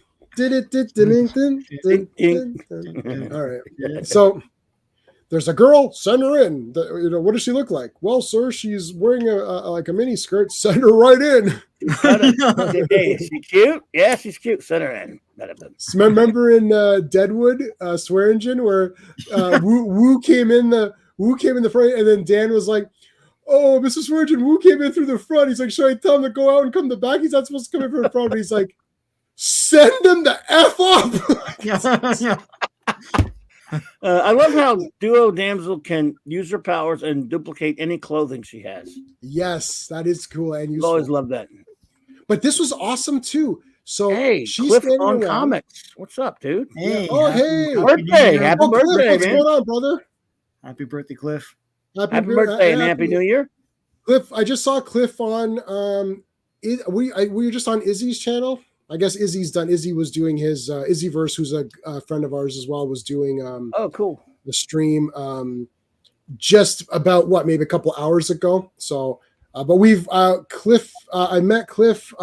Was it on? I guess it was on Mark's channel. Mark is Legion of Comics, who's a good friend of the channel as well. Oh, okay, cool. So it's getting tough now. We're meeting. We're aligning up with all these streams now, and it's like there's so many people coming in. You're like, oh my god, it's trying to remember everybody. Okay, so this is pretty cool. So she's gonna go off on her own while this one stands here to kind of show that she hasn't moved. Chameleon Boy, this is Chameleon Boy. He actually has made himself look like a generic person, which was a good idea. And this was Karate Kid, right? This is Karate, yeah. So they're going to get by the Space Patrol, Space Police's blockade here. Good, they didn't recognize Karate Kid and no one could spot Chameleon Boy. Boom, yeah, there you go. So now, what's her name? Shrinking Violet was in the envelope that was given to him. So Duo Damsel gave him the envelope. She went out, split, and went off, and then one stayed. And now Shrinking Violet now is going. She's here getting the information, and then Duo Damsel's slinking into his vault or whatever. No, what was she checking? She was checking. What was she checking? I forgot what she went to go do. She was going to go look for evidence or something and to find out how he's controlling everybody or how he's manipulating their minds. Yeah, and she's trying to escape now. Yes, exactly. They're still trying to figure out how this is going down. They don't know who he is yet. Right. So then she jumps out and then literally gets into this box, which is crazy, and then they just kind of carry her out. All right, nice work, Cosmic Boy. And then here come the police or whatever, and Cosmic Boy's just like destroying them, and he's making this one really heavy so it can't fly. Well, he looks old here, Sunboy. All of a sudden, I don't know what happened here. It's like his hair is kind of. All right, so there's our buddy here. He's got his powers, so we don't know what happened there. Yeah, he does. I don't remember. Maybe they explained it. Could we have missed it? We've been doing every issue, but I don't know. They're trying to piece together if this was some sort of airborne virus or something, and they're like, well, let's check the water. Brainiac checks the water. A big water filtration plant, so maybe that's it. It's something they drank. The worldwide UP water plant, worldwide, guys. United Planet Water Plant. Yeah. Oh my God! Let's dump the. So Brainiac makes an antidote. This is the Superboy fix it in one panel. It's like I did it, guys. Brainiac, you bastard! That's a Superboy thing. Good news, bro. I made an anti. Yeah. So all right, here we go. Boom. All right, now it's more fighting. And now this guy's like, oh, Brainiac's about to pour it into the water, but then this guy comes and hits him on the head and knocks him out before he's able to pour it in. So back to the fighting. There's more fighting. Smash, laser beams, getting hit, karate chop a tank. Hercules is taking a break here. They're collecting diamonds. They got their powers. He starts eating through it. Starts changing the molecular or the element. Changes their thing so then they can break free. Colossal Boy picks up Hercules, and it's just a brawl. There's a lot of fights in this. This was awesome. Starboy does his thing. They're fighting the Boltax guy. It's like, wait, who is this President Boltax? Oh, first they dump water on them, and they figure that the water dumping on them will take away their it'll like cure them. So the water, just to make it clear for the chat, when Brainiac's attempting to pour his antidote into the water stream, you just need to have contact with water. You don't even need to drink it. So pouring the water on them, if the antidote was in it, should release them from their spell. But they're like, oh no, it's not releasing them because I didn't get a chance to do it. But wait a minute, they are released. So who did it? It was really. First of all, we have to first see who it is. It's Universo. Oh my God! And then Ron Vidar, Universo. Vidar's kid. Vidar, okay.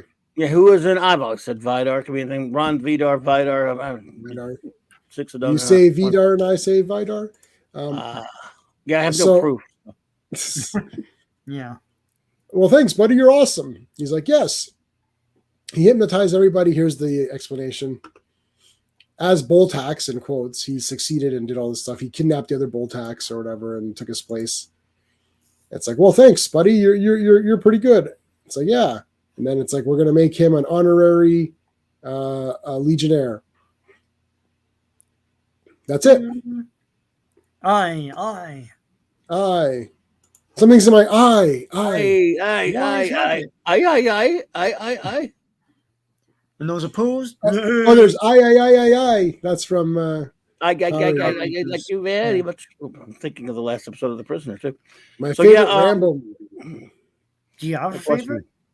I don't know. Well, I like the first 4 a lot, and 5 was okay, but it wasn't really Rambo movie. Not Rambo. I hated the very last one, but other than that, that last one was disturbing, weird.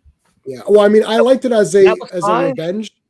It was just like it was a Saw movie. It wasn't a Rambo movie. It's not Rambo. It's just not Rambo. It's like it was a cool revenge movie. It was lazy Rambo because he couldn't. He was old, so I'm just gonna trick people and trap them and slaughter them. But which had a certain satisfaction to it, granted. But yeah, I think I like Rambo 1.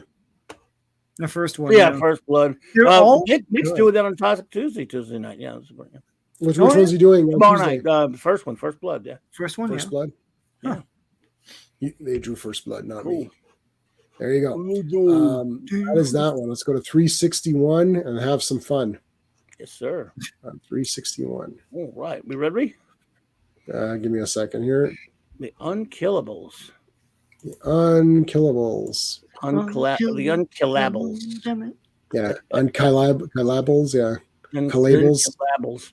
Labels. Venture Comics volume only number 361, right?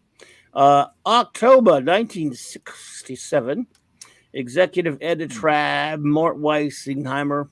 Cover artists Kurt Swan and George Klein. Writer James Z. Jim Shooter. Pencilers, Jim Shooter and Jim Mooney. That's kind of a different. We hadn't seen Mooney on Legion much. I mean, he's, of course, a very old Golden Age artist at the time. Not my preference. I prefer Swan any day, personally, but that's just me. Inker is Jim Mooney. Mooney did the inks, too, so that's a good thing. Letters, Shelley Lefferman, and, of course, again, there you go. Oh, FK is saying that you were only 3 years old when this came out. That would be. Let's see, when is it? When I say it was, that pretty much. Yeah, that's right. I was negative years old. No wonder I was pissed off by this comic. Here's a 3-year-old. I was very testy, and I walked into the store in my diapers I wore diapers for 8 or 9 probably, and said, "I want this comic." I couldn't talk yet. I could only say Batman, but still, you know what I mean. Right. Batman. And so I was negative. I was negative 10. Batman's not in this comic. That's why I was pissed. Right, go ahead. Yeah. When is this? 67. So we were negative 10. Oh, we're negative 10. Yeah. Negative 10 years old. And again, I like how, of course, what really kind of thing about this story is it has the Jem'Hadar are nowhere to be found in it, even though they're fighting the Dominion. They're talking about the Dominion. I know, they're fighting Dominion. I pointed that out to my wife. I was like, look, it's the Dominion. And it's like, oh my God, it's the Changelings. I recently watched a movie where the main guy had the same name as a character in your latest story, J-Man. In what Team Merchant? No, in Bog. Oh. His name is Bog. My God. In Master of the World or whatever. Oh. Crap. In this movie. His name is literally Bog, B-O-G. Oh my God. There you go. I don't know how that happened, but anyway, yeah. Mine's based on a Croatian, when you say Bog. Yeah. It's spelled B-O-G like that. And a lot of the, I was going to use a lot of Croatian names and just modify them to English sounding. Yeah. And that's how I came up with Bog. Yeah. But that's crazy. I mean, you're not crazy. infringing on anything. No, that's fine. Probably more honest. They're probably like, I don't know, Bog. Like, they're like a bunch of Italians trying to rip off Cloud the Cave Bear, right? So right. Yeah. Oh, and you just reminded me. See, Vinegar Syndrome has changed their website again. You told me about that. I haven't been for a while. But no, so in 15 hours, it's going to change again, I think. They're really pushing that subscription. They slashed it way down. Yeah, I don't know if I can't afford to do it. I know, me too. But I was like tempted when I thought it was 900, but then I changed it to Canadian, and it's like not 900 anymore. No, yeah. Yeah. You know what, Sean? We got to get Clobby some gifts from Vinegar Syndrome. I think Killer Condom would be something right up Clobby's alley. I think that'd be one that you'd. I saw that in the theater. Oh, I went to the theater to see Killer Condom. Wow. That's Trauma, no? Is it Trauma? Trauma. Yeah. I've seen some Trauma, but I have not heard of that one. Well, I got to see it in the cinema, so wow, good. I know you were jealous. Did you get lobby cards? Yeah. No, I didn't get any. No more cards. Yeah. What about a one sheet? Oh, Redneck Zombies. That's a great one. Yeah. I'll stick with Toxic Avengers 1 and 2. Yeah. Oh, well, Toxic Avenger 4 is the best, though. Oh, I don't know if I saw that one. Maybe I did. Oh, Stan Lee does the intro, so that's not going to help any. But for which one? Toxic Avenger? For part 4. Part 4. Hiya, pilgrims. I remember when I created the Toxic Avenger, and I let them have it because I was just that kind of nice guy. But then the 4th movie came along, and I said, that's a bit too much. I'm going to have to put my foot down and come in here and talk about how I created it. Yep, that's pretty. But Ron Jeremy is the mayor of Tromaville, so that's. I remember. I remember Troma's War. Oh yeah, Troma's. Yes, there you go. That dude is that guy, Troma guy. What was that guy's name again? Kaufman or something? Oh, we met him. We met Lloyd Kaufman. Kaufman. Kaufman, right? Yeah. Lloyd Kaufman. Yeah. Cool. Yep. Yeah. Alrighty, so there's a war going on between the Dominion and the United Planets. There's a peace treaty, though. They're gonna have peace, and they want to come to a peace summit. The Legion is gonna be the guys protecting them and bringing them to the summit. Has anyone seen the Road Warrior? I'm just spoilers. The Road Warrior. Anyway, Anyway, I think I've heard of it. Yeah. I like the. You know what? I really liked this opening for some reason. I don't know why. What's my favorite Jurassic Park? I don't care about any of them. You know what's my favorite? Jurassic Park 3, because it was 90 minutes and there was no storyline. It was all dinosaurs.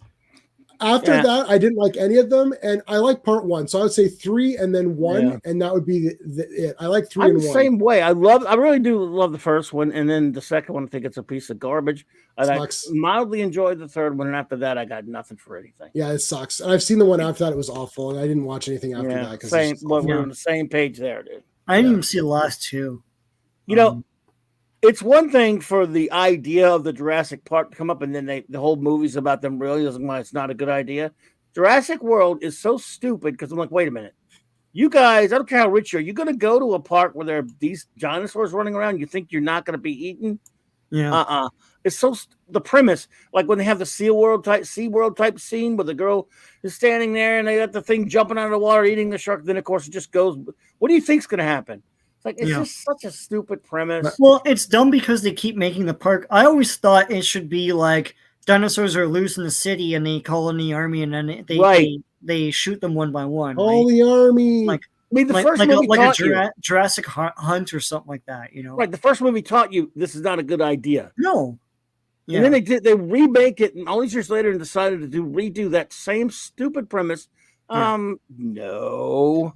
Yeah. But it's way stupider than you're saying, because one of the dinosaurs, this is the first one was with Star-Lord and Chris Pratt. That's the one. They've got it. Yeah, they've got a dinosaur. They're like, how do we get people to go to the park? They're like, let's create a dinosaur that can turn invisible. Even bigger. Like, so but then you can't see them. Look, hon. Look, Timmy. It's the dinosaur. I don't see anything, Mom. Well, he's invisible. I'm like, who goes to see? And then they leave the door open. Oh, shit. We left the door open. We didn't realize that he's invisible, can get out. It's like, is this for literally that was like almost a deal breaker for the whole movie. And I thought, you know what? Maybe this will just be dumb. And then it wasn't dumb enough. Like I told you, I need it to be serious or stupid. That's why I don't like Batman Forever and why I love Batman and Robin. If you make the whole movie stupid, then I could just be like, okay, I'm in stupid land and just watch it and have fun. But Jurassic World was so stupid. I thought, oh, maybe this will just be really stupid and everything will happen. Will just be it's just a schlock movie. But it wasn't a schlock movie. They're trying to have it all serious. Like, what are we going to do? I'm like, you're not schlocking this up. So what am I supposed like? Am I supposed to seriously believe that you made this invisible dinosaur and then let it loose because you're so stupid? I'm like, well, then this sucks. I don't know. I don't like that. I want it to be silly. That was like Cocaine Bear. That movie wasn't dumb enough. They tried to make it somewhat serious at points. I'm like, why is this movie should be really dumb and like fun dumb, like Sharknado or something. It's like, I don't know. I like Sharknado because it's dumb. But I hated Sharknado because when you set out to purposely make a movie, then brag that it's bad, but you're trying to make it bad, you're trying too hard. And that's true. Mildly amusing premise for 5 minutes, and you go, okay. Even the Riff Tracks guys, when I went to see it, Riff Tracks Live, they had trouble. They were funny. They made it funny. But I'm like, these guys make fun of an unintentionally bad movie. They thought they were being cute by making an intentionally bad movie. Now, a dumb movie's different. The Sharknado is, they thought that people were going to laugh at how stupid this is. Yeah, because you concocted it to be stupid. I don't think they thought it was going to be that stupid, though. Well, I think they were absolutely purposely trying to make a stupid movie that people would make fun of. Because, like, there's a lot of shark movies, and all of those, like, this is just one. And they weren't even making satire either, though. Yeah, I don't know. I don't know. It's weird. I think they were trying to make it bad, on sort of, but I think it was that they realized they can't make it good, so we're just going to pretend we want to make it bad. Yeah. No, it's jokey. It's its own brand of bad. Yeah, it's its own brand. I think they were trying to make satire, but they decided we don't want to pretend it's satire. We're going to pretend like we're serious, and it turned out to be bad. People will laugh at it because it's schlock. I don't think they knew what they wanted to do. I think they thought they were. It's a weird idea. To be honest. It wasn't bad enough, but Sharknado, I also said, wasn't bad enough. So stupid, no one would take it seriously. I think what it is, it's a joke. It's a joke someone comes up with. They laugh for a good 15 minutes, and then they say, "Let's write a script." But like, they can't articulate that concept into a movie. That's what happened with Cocaine Bear. Yeah. I don't think that happened with Sharknado. I think that whole movie's kind of neat. I don't think it's as bad as it is, but you ever as bad as it should be. You ever see Ghost Shark? It's made. Yes, I saw that too. Yeah, where it manifests itself in any sort of water. So someone drinks water from like a fountain, the shark can go anywhere. Shark comes up, like eats their head, comes up out of their torso. That's funny. that is funny, but like but that's intentionally making it silly because that's obviously silly, right? Yeah. I don't think Cocaine Bear achieved it. I think Sharknado moderately achieved it. I'd say like Sharknado moderately achieved what they wanted. I don't think Cocaine Bear did. It was just like, it wasn't dumb enough. Anyways, all right. So bouncing boy, he's literally bouncing him, which is hilarious. And then he's chopping shit. It's like, all right, guys, we got to get going here. We got down the hall, Legionnaires. Let's go. I love this. They're being X-rays. It's like Total Recall. There's some cool art in this one. Yep. Yeah. Yep. Like they go through. Yeah.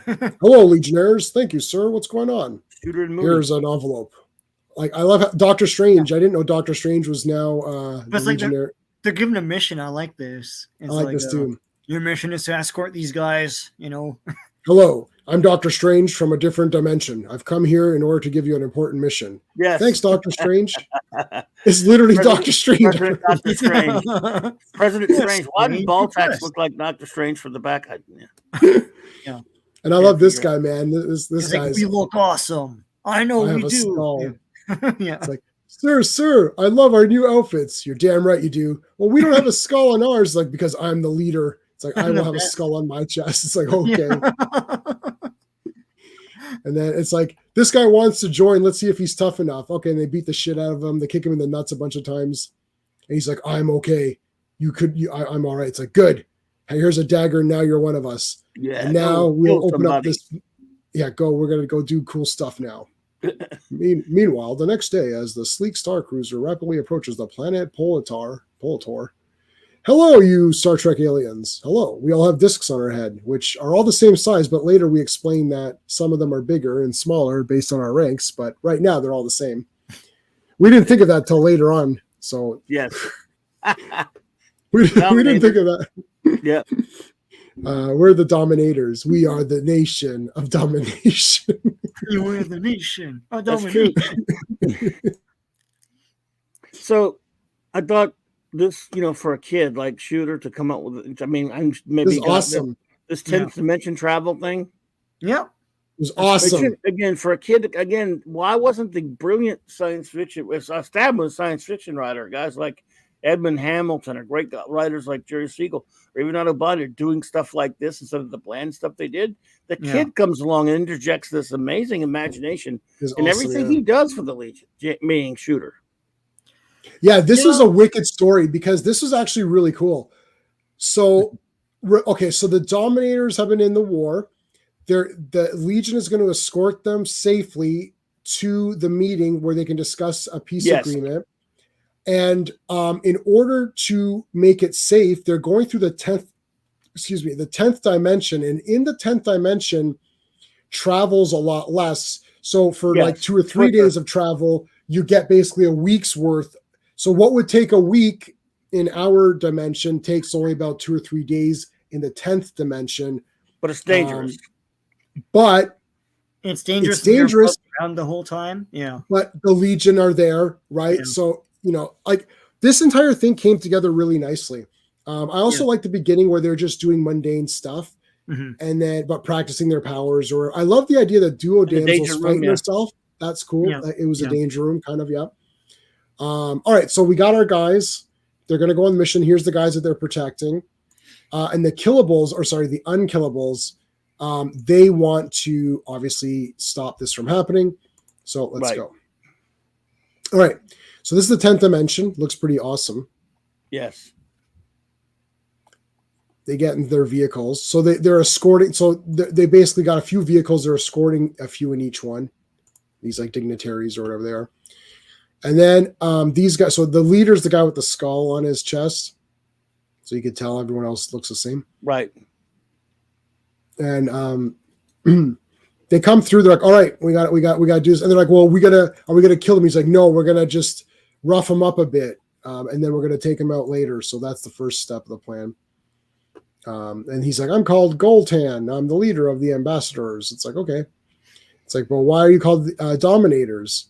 And it's like, well, the Dominators are a product of 1,000,000 years of controlled evolution. It's the Bene Gesserit breeding program here. Our rulers insisted we be superior mentally and physically, just like it's like Khan or whatever. It's like,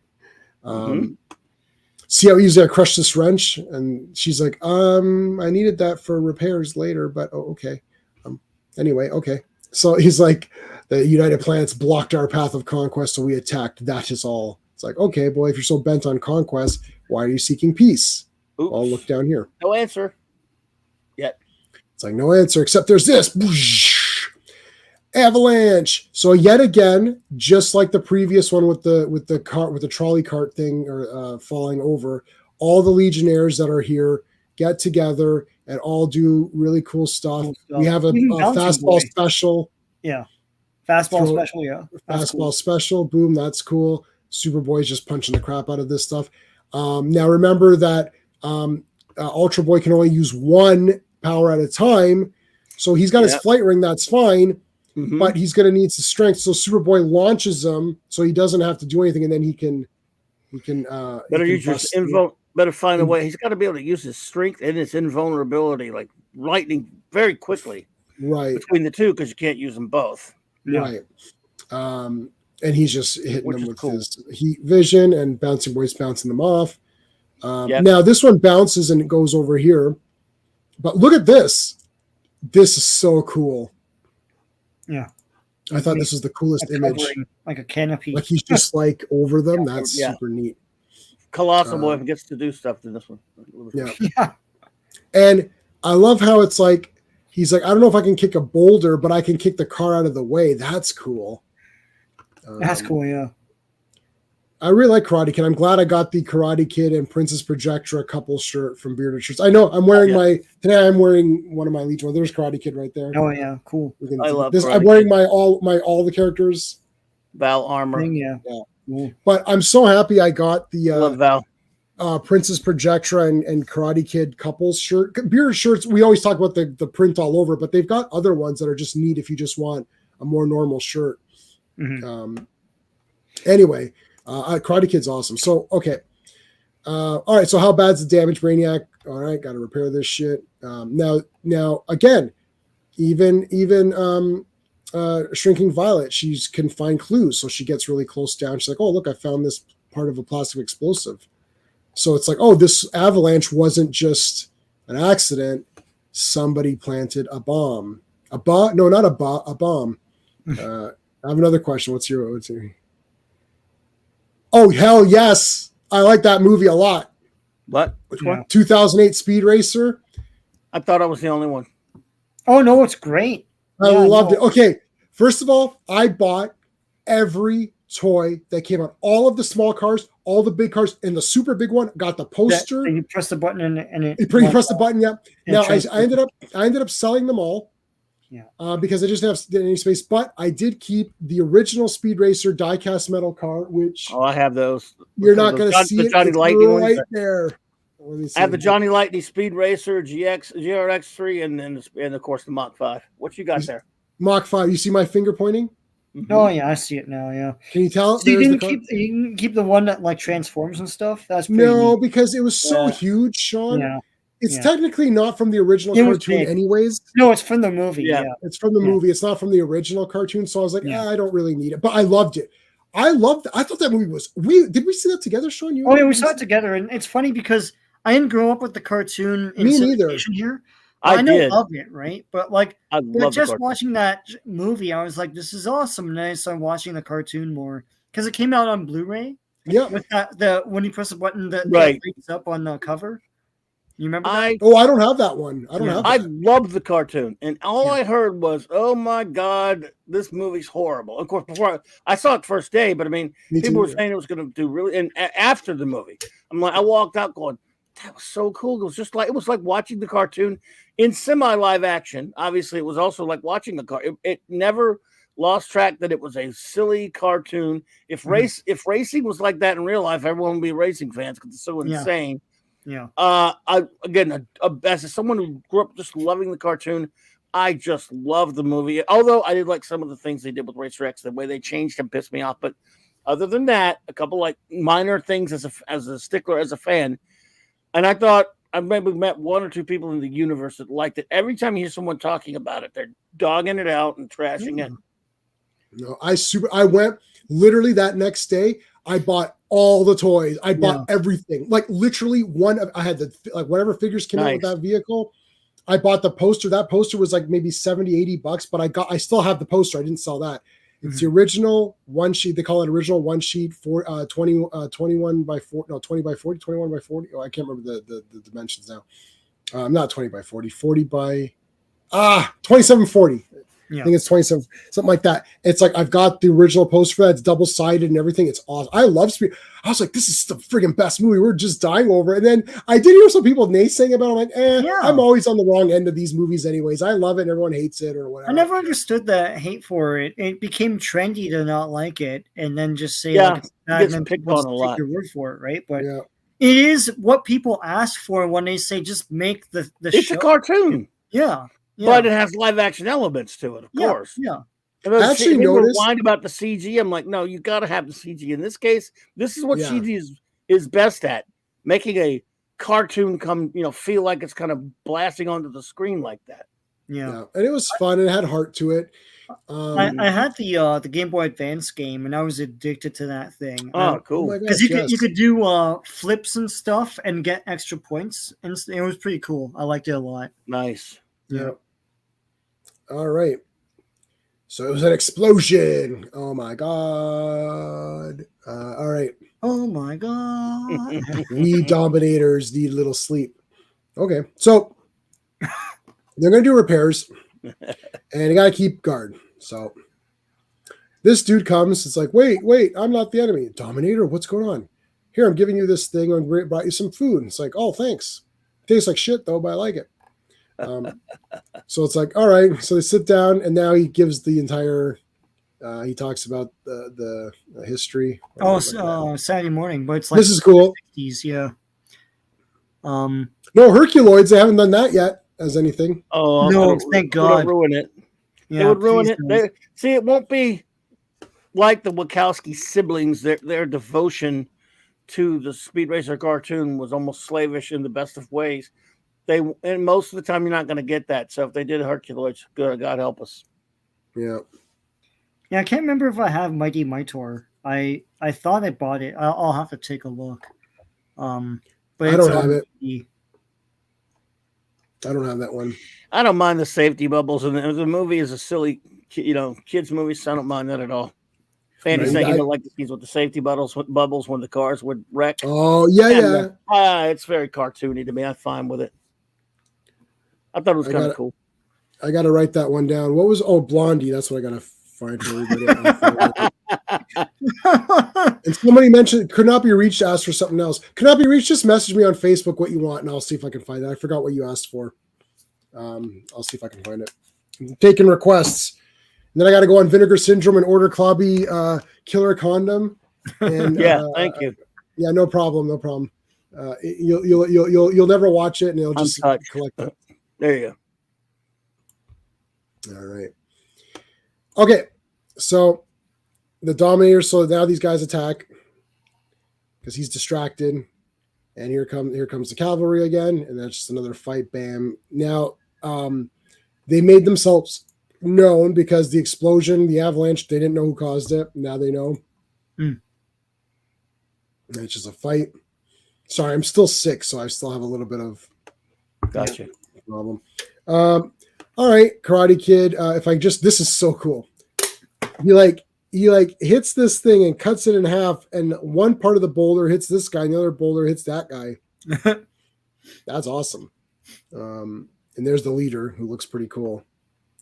Have these guys come back? Yes, I think so. Because I could bet you could really if you did a modern take on this guy's outfit, you could probably make him look pretty badass. Yeah, but they'd probably be redesigned or something, right? No, but I mean redesign before comics became crappy. Yeah, no, but I'm saying they probably look like crap now. But this, Yeah, no. Now that what I'm saying when he, yeah, if he comes back in like the 70s or like let's say 80s or something, yeah, they'd probably look pretty cool, right?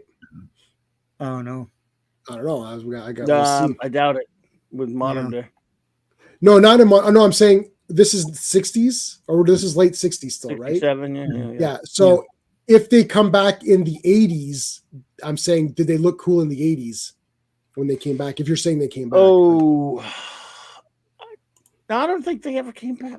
They may have. Where's the Dominators did. The Dominators did. Yeah, but not these. I don't know about the Unkillables because they were the reason why the Unkillables were something different.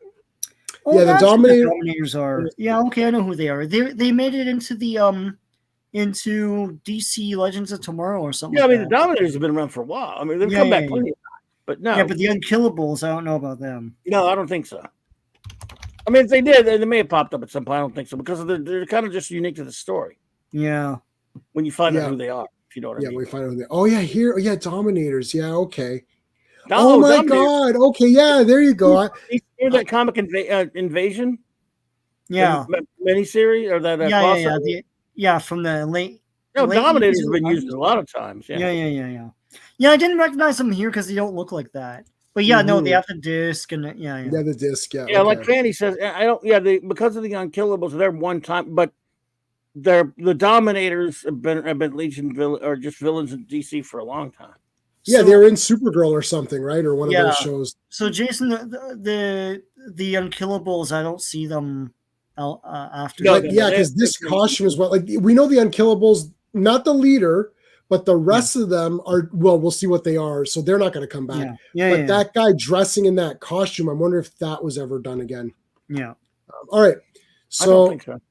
They're attacked. They ward them off, and then Starboy starts to think, well, maybe one of the Dominators did something because, I was distracted, right? No, traitor. Yeah. So he's spying on them here. All right, they're back on track now. They're flying. It's like they think they're okay because these volcanoes are here, but then they come out of the volcanoes, which is pretty badass. This is awesome, man. Like they're jumping out of volcanoes. That's cool. So it's another battle, another mega fight. A lot of fights here. This is like proper Legion comics here. Big fight, and now this is so neat. They're hit with this ray, and this ray mixes up all the powers.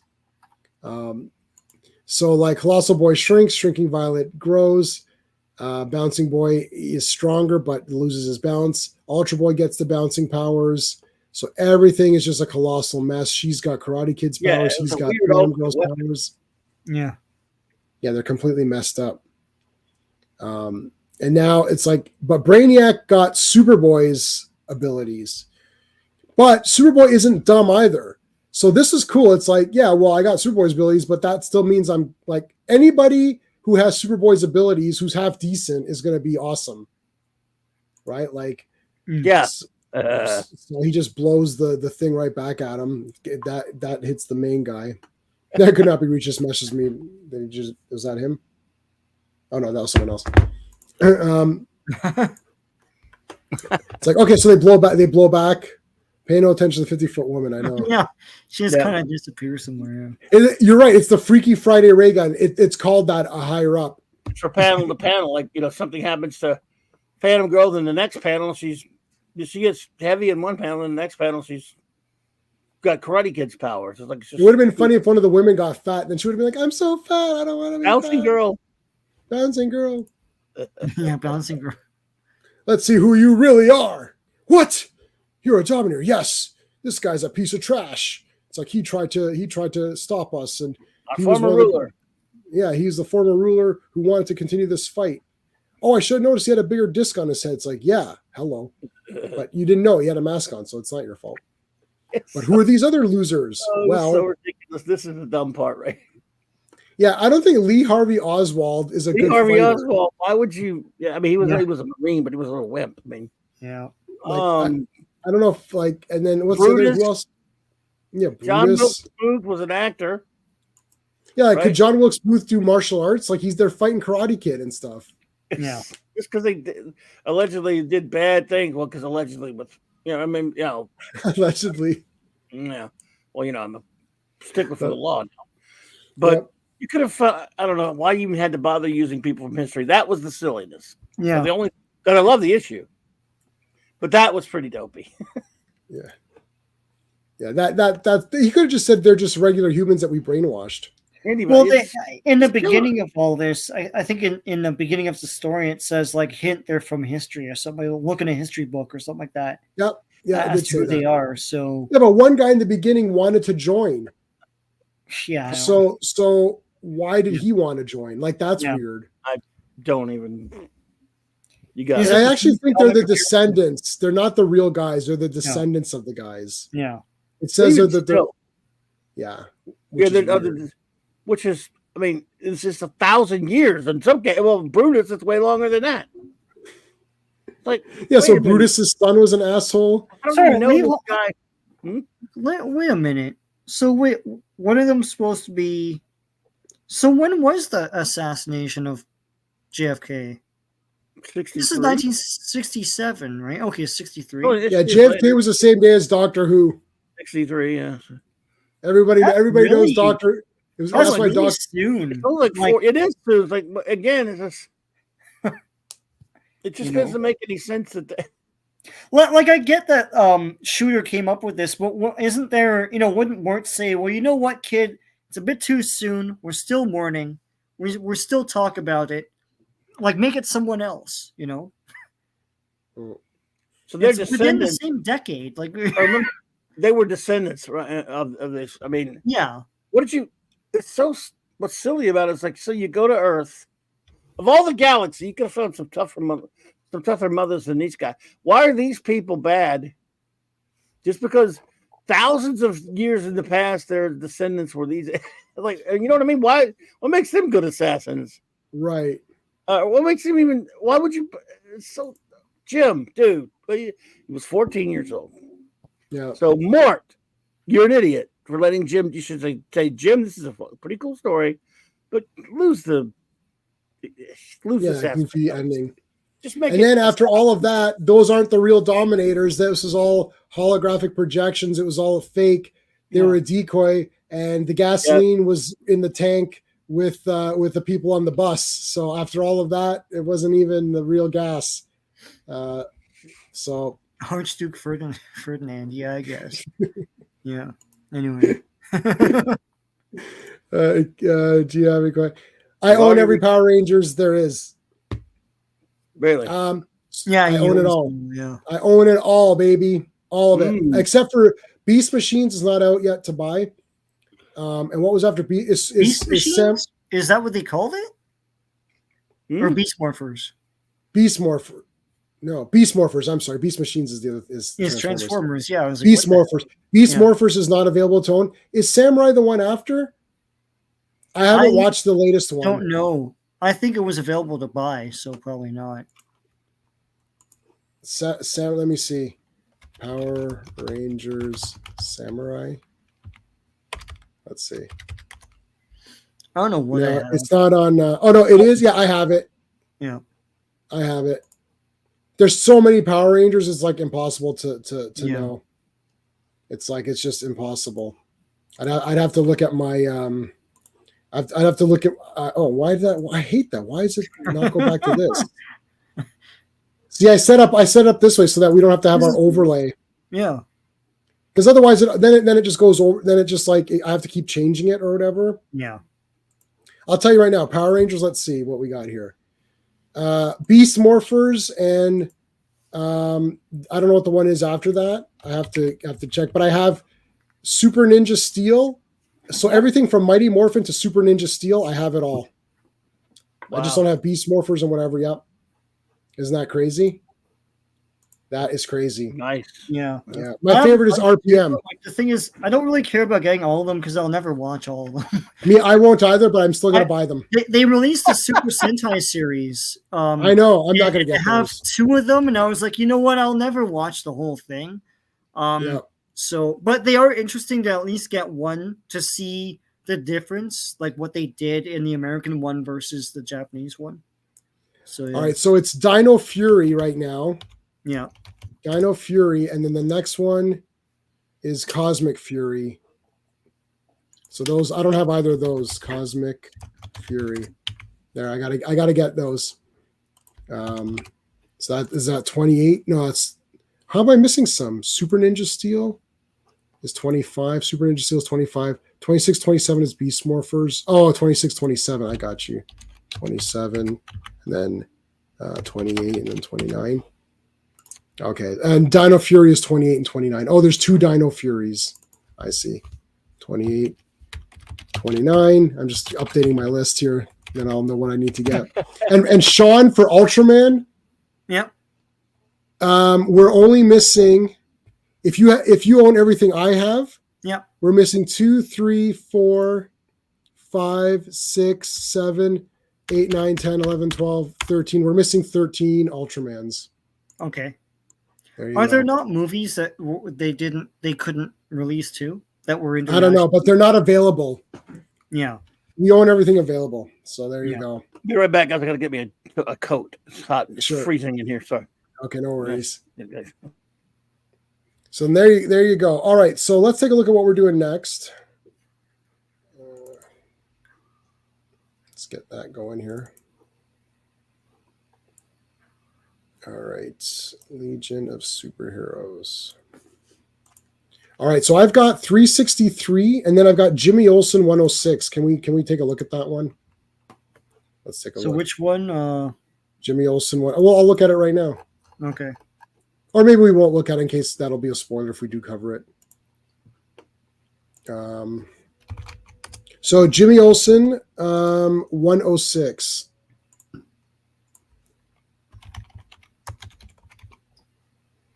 Jimmy Olsen 106.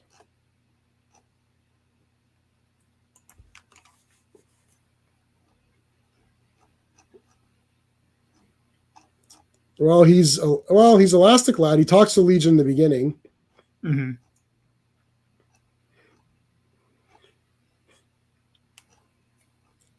Huh. No, I think they're in it quite a bit. I'm there. Let me see. What do you She's think? Well, Elastic they're Lad. only they're in the first story. Yeah, and in the first story. Oh no, They're in it a lot. Yeah. More like work today, Jimmy. What do you think? No, yeah, I'd say they're in it a lot. Now, are they really the Legion or like revealed to be some stupidness? What issue is that again? I'm sorry. Jimmy Olsen 106. Can you take a look at that one, Clobby, and see if you think it's worth it? Oh no, they're in it a lot, man. It seems like they're in it a lot. I mean, Jimmy's the star, but And he's a Legionnaire, technically. yeah.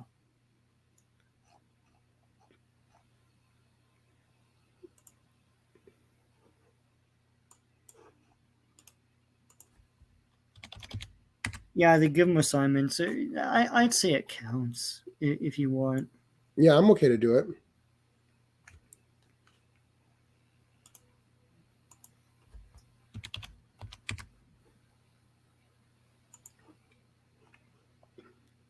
We lost Clobby there. You back? Hey, am I back? Yeah. Am I back? Yep. Okay. What issue was that again? I'm sorry. Jimmy Olsen 106, was it? Yeah. 106. Oh, okay. And this is Elastic Lad story. Yeah. Right. Let's see. Yeah. We could do it. Yeah. Oh, it's in the back, I guess. I think it's the first story. Front, yeah. Oh, yeah. I would say, yeah. You're both right. I agree with you both. Yeah. Sorry about that. I had to. Yeah. Okay. So then it's 363, 106, 364. Okay. Okay. Some shooterness, and this, of course, was who did this one? They don't even say. Probably I'll find it. Not shooter, but Jimmy Olsen, Superman's pal, Jimmy Olsen. No, never watched Free Willy. Me either. Wow. I'm always amazed when there's something you haven't watched for some reason. Yeah, I don't. There's a few things where I just kind of like missed out sometimes on some movies. There are 3 Free Willy movies and a cartoon series. But you watch Wow. a lot of stuff, so Wow. I'm never shocked when I haven't watched something. When you haven't watched something, I'm like, wow, J-Man doesn't watch that. Yeah, this weekend I watched Spearhead from Space, Silurians, and Ambassadors of Death, which I reviewed the first 2. I've reviewed Ambassadors. I'll post that later today or tomorrow. And I rewatched Dracula, the Francis Ford Coppola's Bram Stoker's Dracula movie. Oh, okay. Oh, okay. I like it.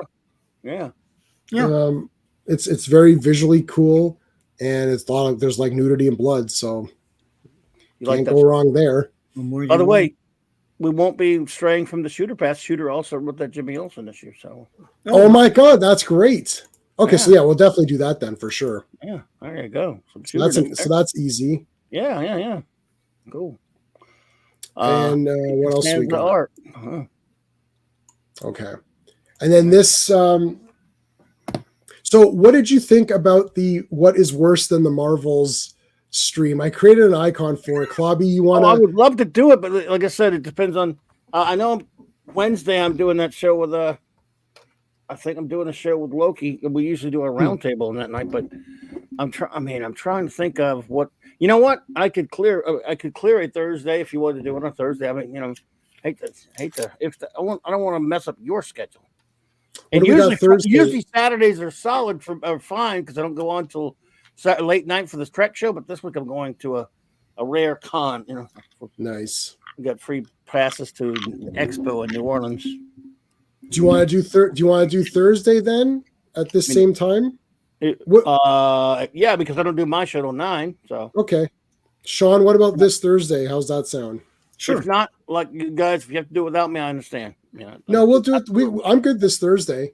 So what that is for the people in the chat, we went off topic the other night talking about movies that we thought were worse than the Marvels, because we all thought Marvels was like a pretty poor film. But then we said, well, it didn't make us angry. And then we're like, well, here's the ones that really made us angry. So I came up with this. Here's the thing I made for it. This is perfect. I said, so it's like the Marvels is greater than Eternals. So I'm going to do a tier. I'm going to get the tier list, and we're going to put Marvels in the middle. Yeah. And then we're going to put all the movies that are better above it. There's only going to be 3 tiers. It just feels weird because there's nothing good about the Marvels either. Not one redeeming quality.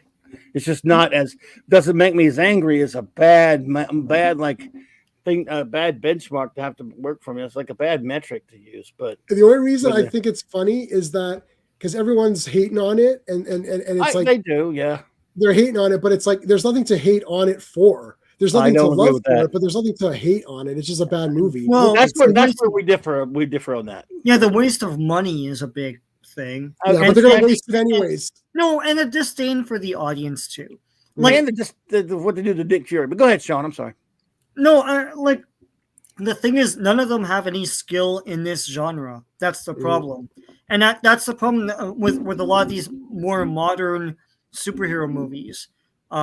It's just like the lunatics have taken over the asylum. It's like they don't know, and they don't want to learn. They don't want to learn like what makes this stuff good. It's like, and we were talking about this. The problem with the Marvels is that they came up with cool things for each location, but there's no real reason for any of it.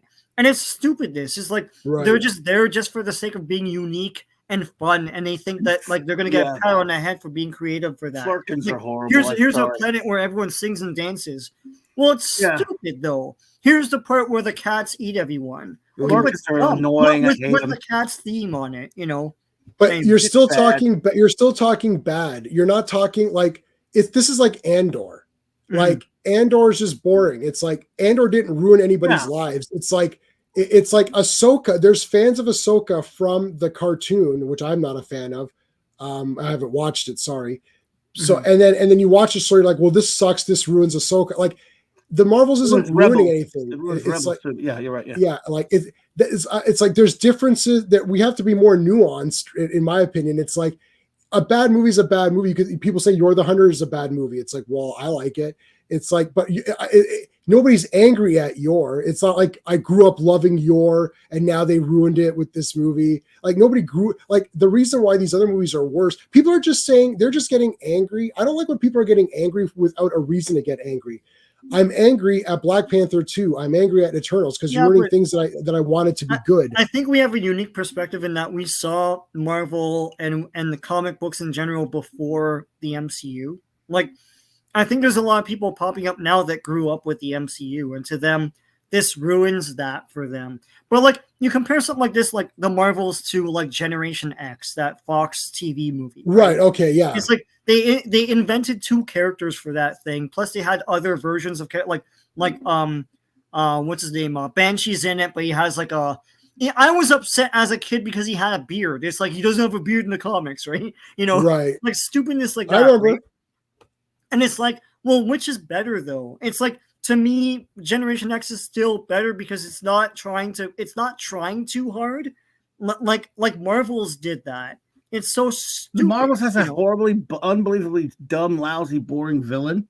That's annoying. Yeah, the villain was terrible. Like I said, I'm with you. I'm not. The closest I get to annoyed and not really angry because it started before this is the continued degradation of Nick Fury aggravates me. Right. Even though I'm not a big fan of that iteration, I just thought, man, you can't make him any more disgusting than he was in Secret Invasion than they did.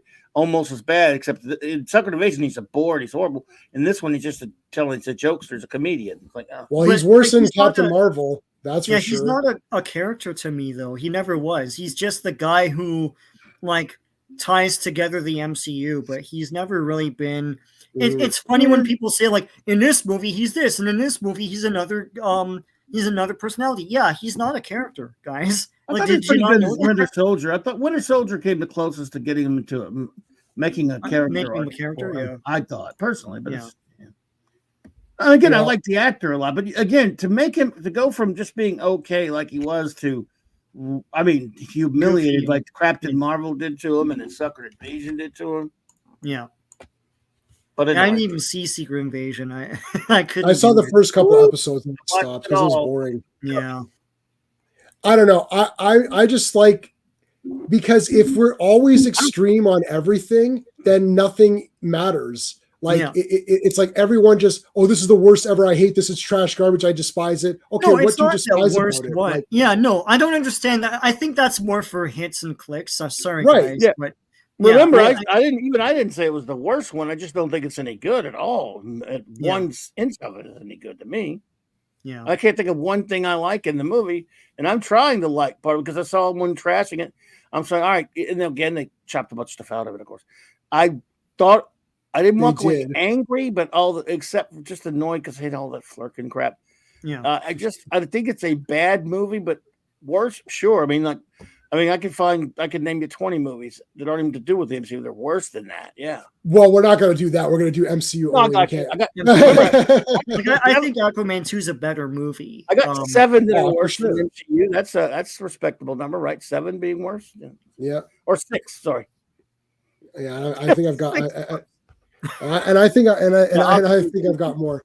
But like, I'll go through it. I'll go through it myself and go through it. But. So there's that, and then also I'm going to do Batman Forever versus Batman and Robin, but my versus. Like, you're gonna make me watch that. I'll watch it if you make me. Yeah, because this one I feel very strongly on this one. So watch Batman Robin again only for you. Would I do that? You and Connor, you in on that? Well, I just got the Batman and Robin figures from Todd McFarlane. They're awesome. God, oh man, they're so good. I don't know if you saw. Did you do that? Did you see those? One second, hold on. No, I didn't know they did them. Oh my god, I'm gonna show them to you right now. Hold on a second. Based on the movie? Ugh. Wow, they got big tits. I mean nips. Sorry, nips. Yeah. Okay. Here you go. Are you ready for how awesome all these are? Okay. He really did these? Oh, good Lord. What is wrong with him? Oh, that's terrible. Well, how can a figure be terrible? It's just it's Robin in a cool costume. I'm not defending Batman Forever that much, but I think he had better costume in that one. At the end, Yeah, he did. He did. But I like this. I like this Nightwing look too. Okay. Shit. Nipple tie. Oh, but she was awful in that movie. And so She's awful. I know. Well, look at, and then Mr. Freeze. You build Mr. Freeze. Ew, I've got an Does she have high heels? Ice cream machine on my head.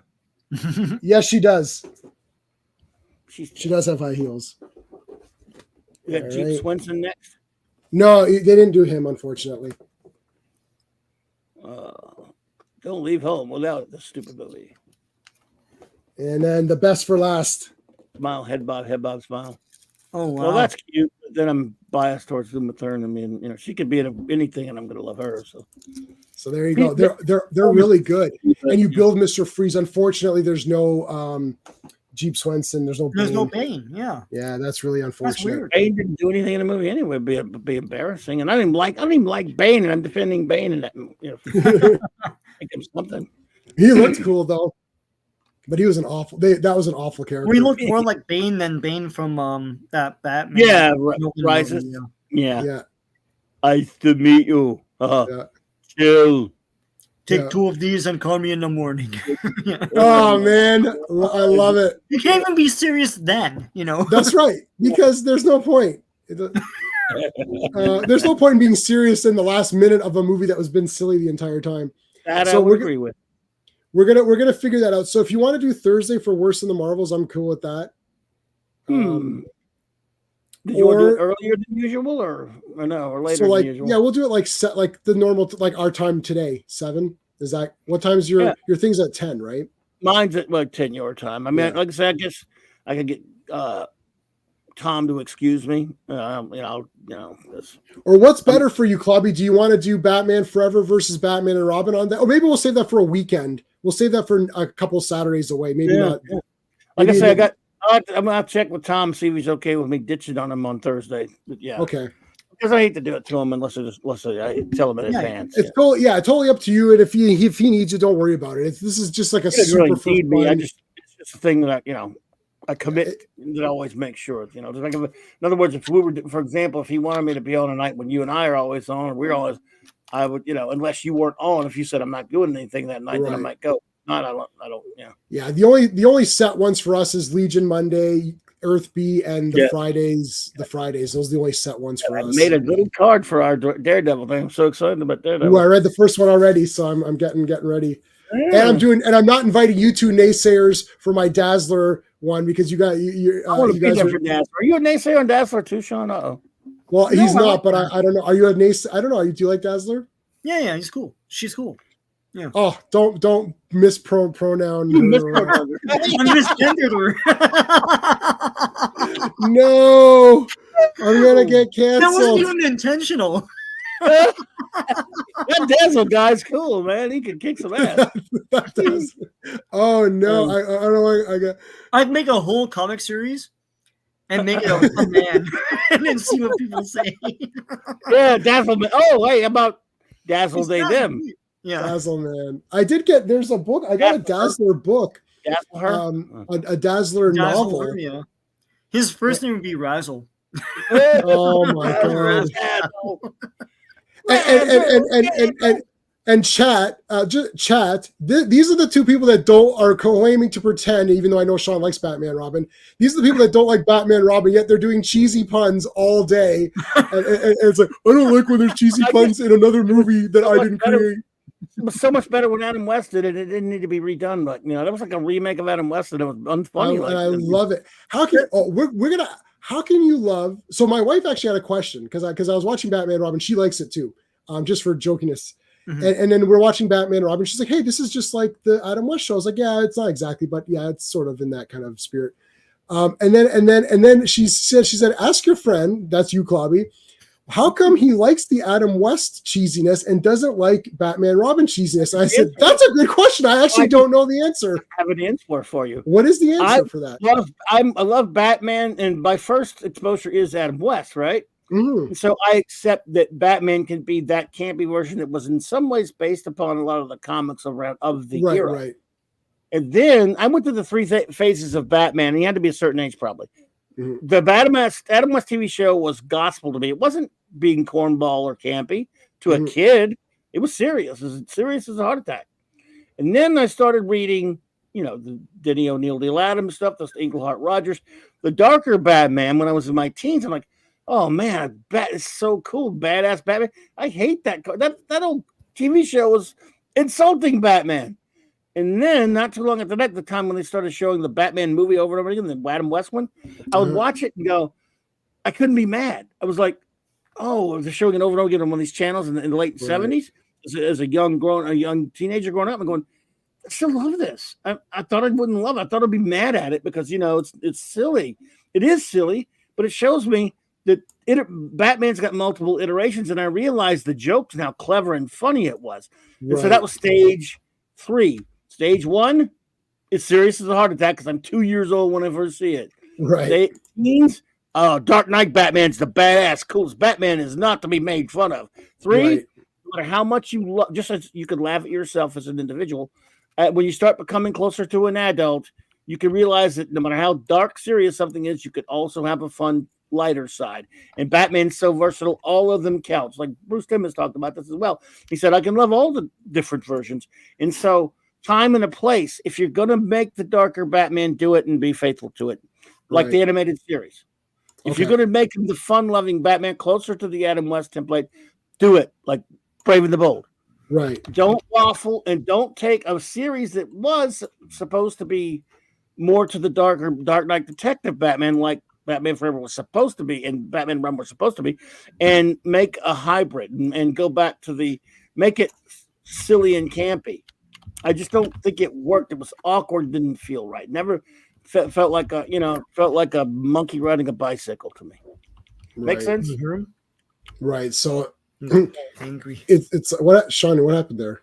No, he's growling at Clobby. I don't know what the hell is going on. I'm sorry, doggy. I don't know. Because the dog likes Batman and Robin, and he's like, "You see what happened?" Daddy.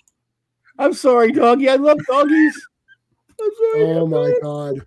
You see what happens when you don't like? Dog, do you like Batman and Robin? If so, I apologize. I think bark if you like Batman and Robin. Roof, roof, roof. There. No, it's just my evil voice that bothers him. I have that triggering voice. I love puppy dogs. All right. What's your favorite Cars movie? None of them. There you go.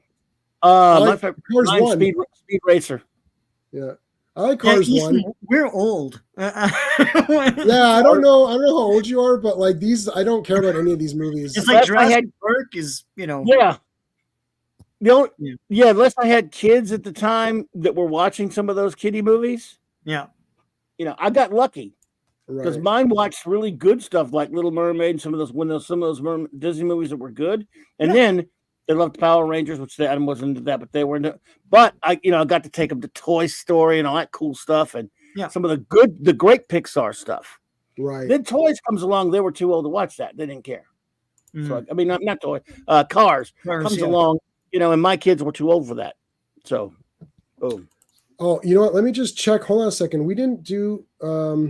Where's my notes here? Sorry. Let me just check. Did we do 362? No, we only did 3 issues tonight. Oh yeah, we didn't do 361. So what'd you list? So what was 362 about? Let me see. We did 361. Yeah. Adventure Comics. That was for the Unkillables. Yeah, I thought we're doing 362. That Jimmy Olsen thing, 363. No. Yeah, sorry. Hold on. Next time, 362. Right? Let me just make sure. I want to see the cover. The Kimoids are coming, and then we do Jimmy Olsen, then we do 364, right? Yeah. Sorry, 362, 363, then Jimmy Olsen. Yes, sir. Okay. Thank you, sir. Might have another. I gotta redo that because that messed me up there. Oops. So it's 362, 363, and Jimmy Olsen 106. First time we've deviated from the adventure path in a while. Yeah. All right, so let me just write this down. That's 362, 364, and Jimmy Olsen 106. Okay. All right. I just want to make sure I have those written down because that's episode 29. Is that episode 29? Oh, jeez. We're only on 29? Oh, cool. 29. We got a long way to go. All right, awesome. Then I will set that up. Okay, guys. Well, what's going on your? Oh well, hold on. Fancy Boy got his in 350. Wow, that's how brutal we are. Man, we forgot. I forgot it. Thank you, Fanty. Like completely back, and not just like a pill that gives it to him for 5 minutes, or I can't remember. Man. Yeah, I thought there was something where he just got it back for a few minutes or something like that. Yeah. Oh well. Thanks, Fanty. Sean. All right, so I'm going to be doing more like movie reviews, just like like B movies and stuff like that, and more comic reviews. And I hope to be getting new comics every week now that I'm on like various pull lists and stuff like that. So I'll be doing more comic reviews as well. There's some fun, weird stuff. Deathstalker's coming out, J-Man. I know, I saw that. Yeah, whew. And the Planet of the Apes comic is coming out this week, I think. Yeah, Marvel's got one, right? Yeah, the Marvel one. It's based on the original designs, not the new like movies. I don't know. Well, I'm gonna let Sean guinea pig that. I'll read it and then I'll tell you. Yeah, I want to know what you think about that because I used to love the Marvel, the Planet of the Apes '70s black and white mag. Did you ever see that? Yeah, the Plug ones. Yeah, Terror of the Planet of the Apes was a pretty good story. Yeah, the black and white comics were the best because the regular floppies, like the color comics, were just like the movies basically. And the magazine was like new adventures and things. So, anyways, so comics and movies coming up on my channel. Hopefully, I'll keep a cadence this time and not let work get in the way. So, yeah. All right, cool. All right, there's Clobby. Oh, sorry. Steven's website. Why is Steven's website on there? He's not on here today. Ooh, I don't know. Well, check out Steve's stuff. He's a cool guy. Steve's books. Yeah, man. Steve's a cool guy. All right, let's get Clobby's channel on here. It's in the links. All of these links are in the description of all the videos anyways, but I like to put them on the screen. All right, Clobby, what do you got going on? In about half an hour, I'll just do a nice little nothing hanging out with the old hanging out stream Monday night, Marksy Comics Talk. We'll just do, who knows, just talk a little bit. Had a great time streaming last night, counting down the century, not the century, the year. Let's see. Whoa, that's awesome. That's weird, isn't it? The normal spate of shows this week, the Wednesday night, of course, obviously I'm on Midnight's Edge on Tuesdays and Thursdays usually, and the Loki's Roundtable on Wednesday nights, but Wednesday night wild card, and all of my shows are 9 p.m. Central. There's the wild card Wednesday night. There's the Clubhouse on Thursday night. We got to our Blake 7 reviews and hopefully Star Trek comic reviews, and then Saturday night Star Trek. We get back into the review grind.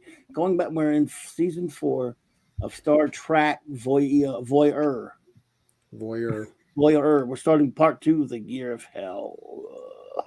Oh yes. I think I like that one, but then again, I liked all the Voyagers. Yes, I know some people didn't like all the Voyagers, but it's we have a lot of fun with it. That's all that matters. Are you guys mean? Raquel's mean? I can't. Well, and the thing is, we have this wonderful, lovely young lady that we're dear friends with for a few years there, named Katie. We love you, Katie. Love her, sweetest girl in the world. Very young. Voyager is her thing. When I say her thing, she knows it better than anybody. She loves it. Yes, I mean, she's very sweet. Early 20s, like she started we met her when she was like 18, just corresponding with her, sweet as can be. Loves her Voyager, and she couldn't wait till we get to Voyager. She pops in sometimes, and I feel bad when we're having the Force to Savage episodes of it. Now, Raquel's a lot meaner than I am. Sorry, number one, you are. I'm mean, but only when I have to be.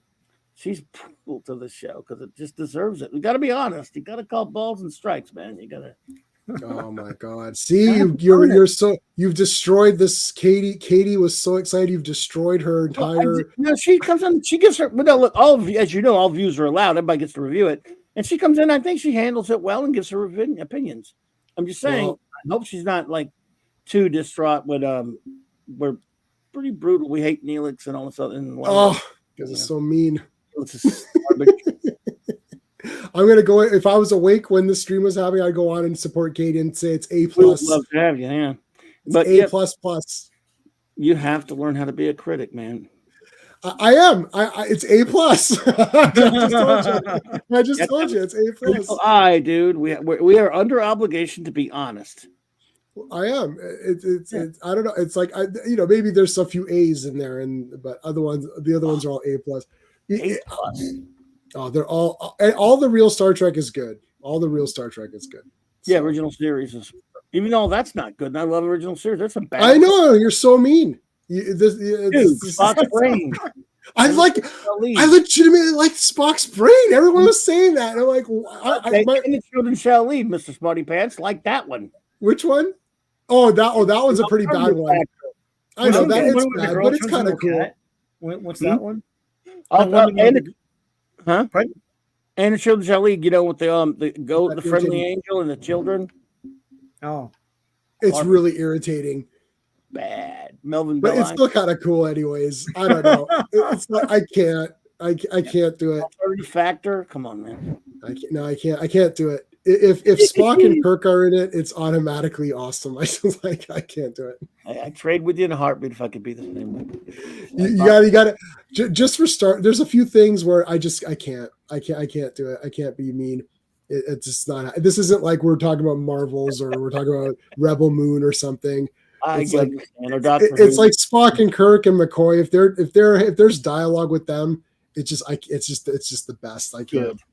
So there you go.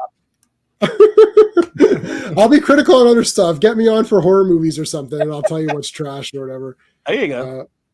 But all right, everybody. Well, that was good. So this Friday's Daredevil. I got to schedule that stream. I thought I scheduled. I didn't. Yeah. So we're back for Daredevil. That's gonna be good.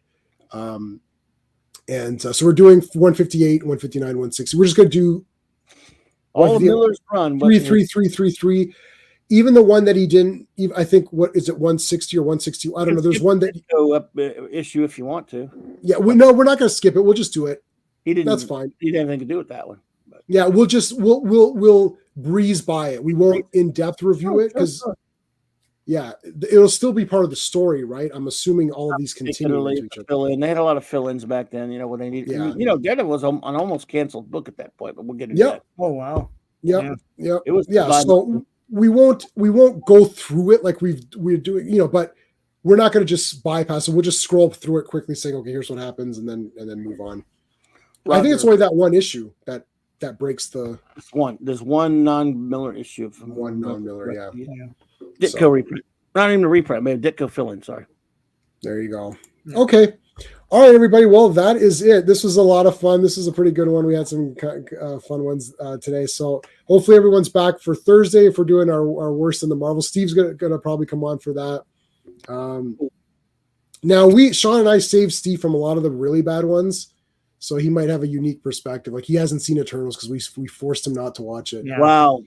We talked about it. We're like, we should tell Steve it's really awesome, and then he'll watch it and be like, "What the hell? This sucks."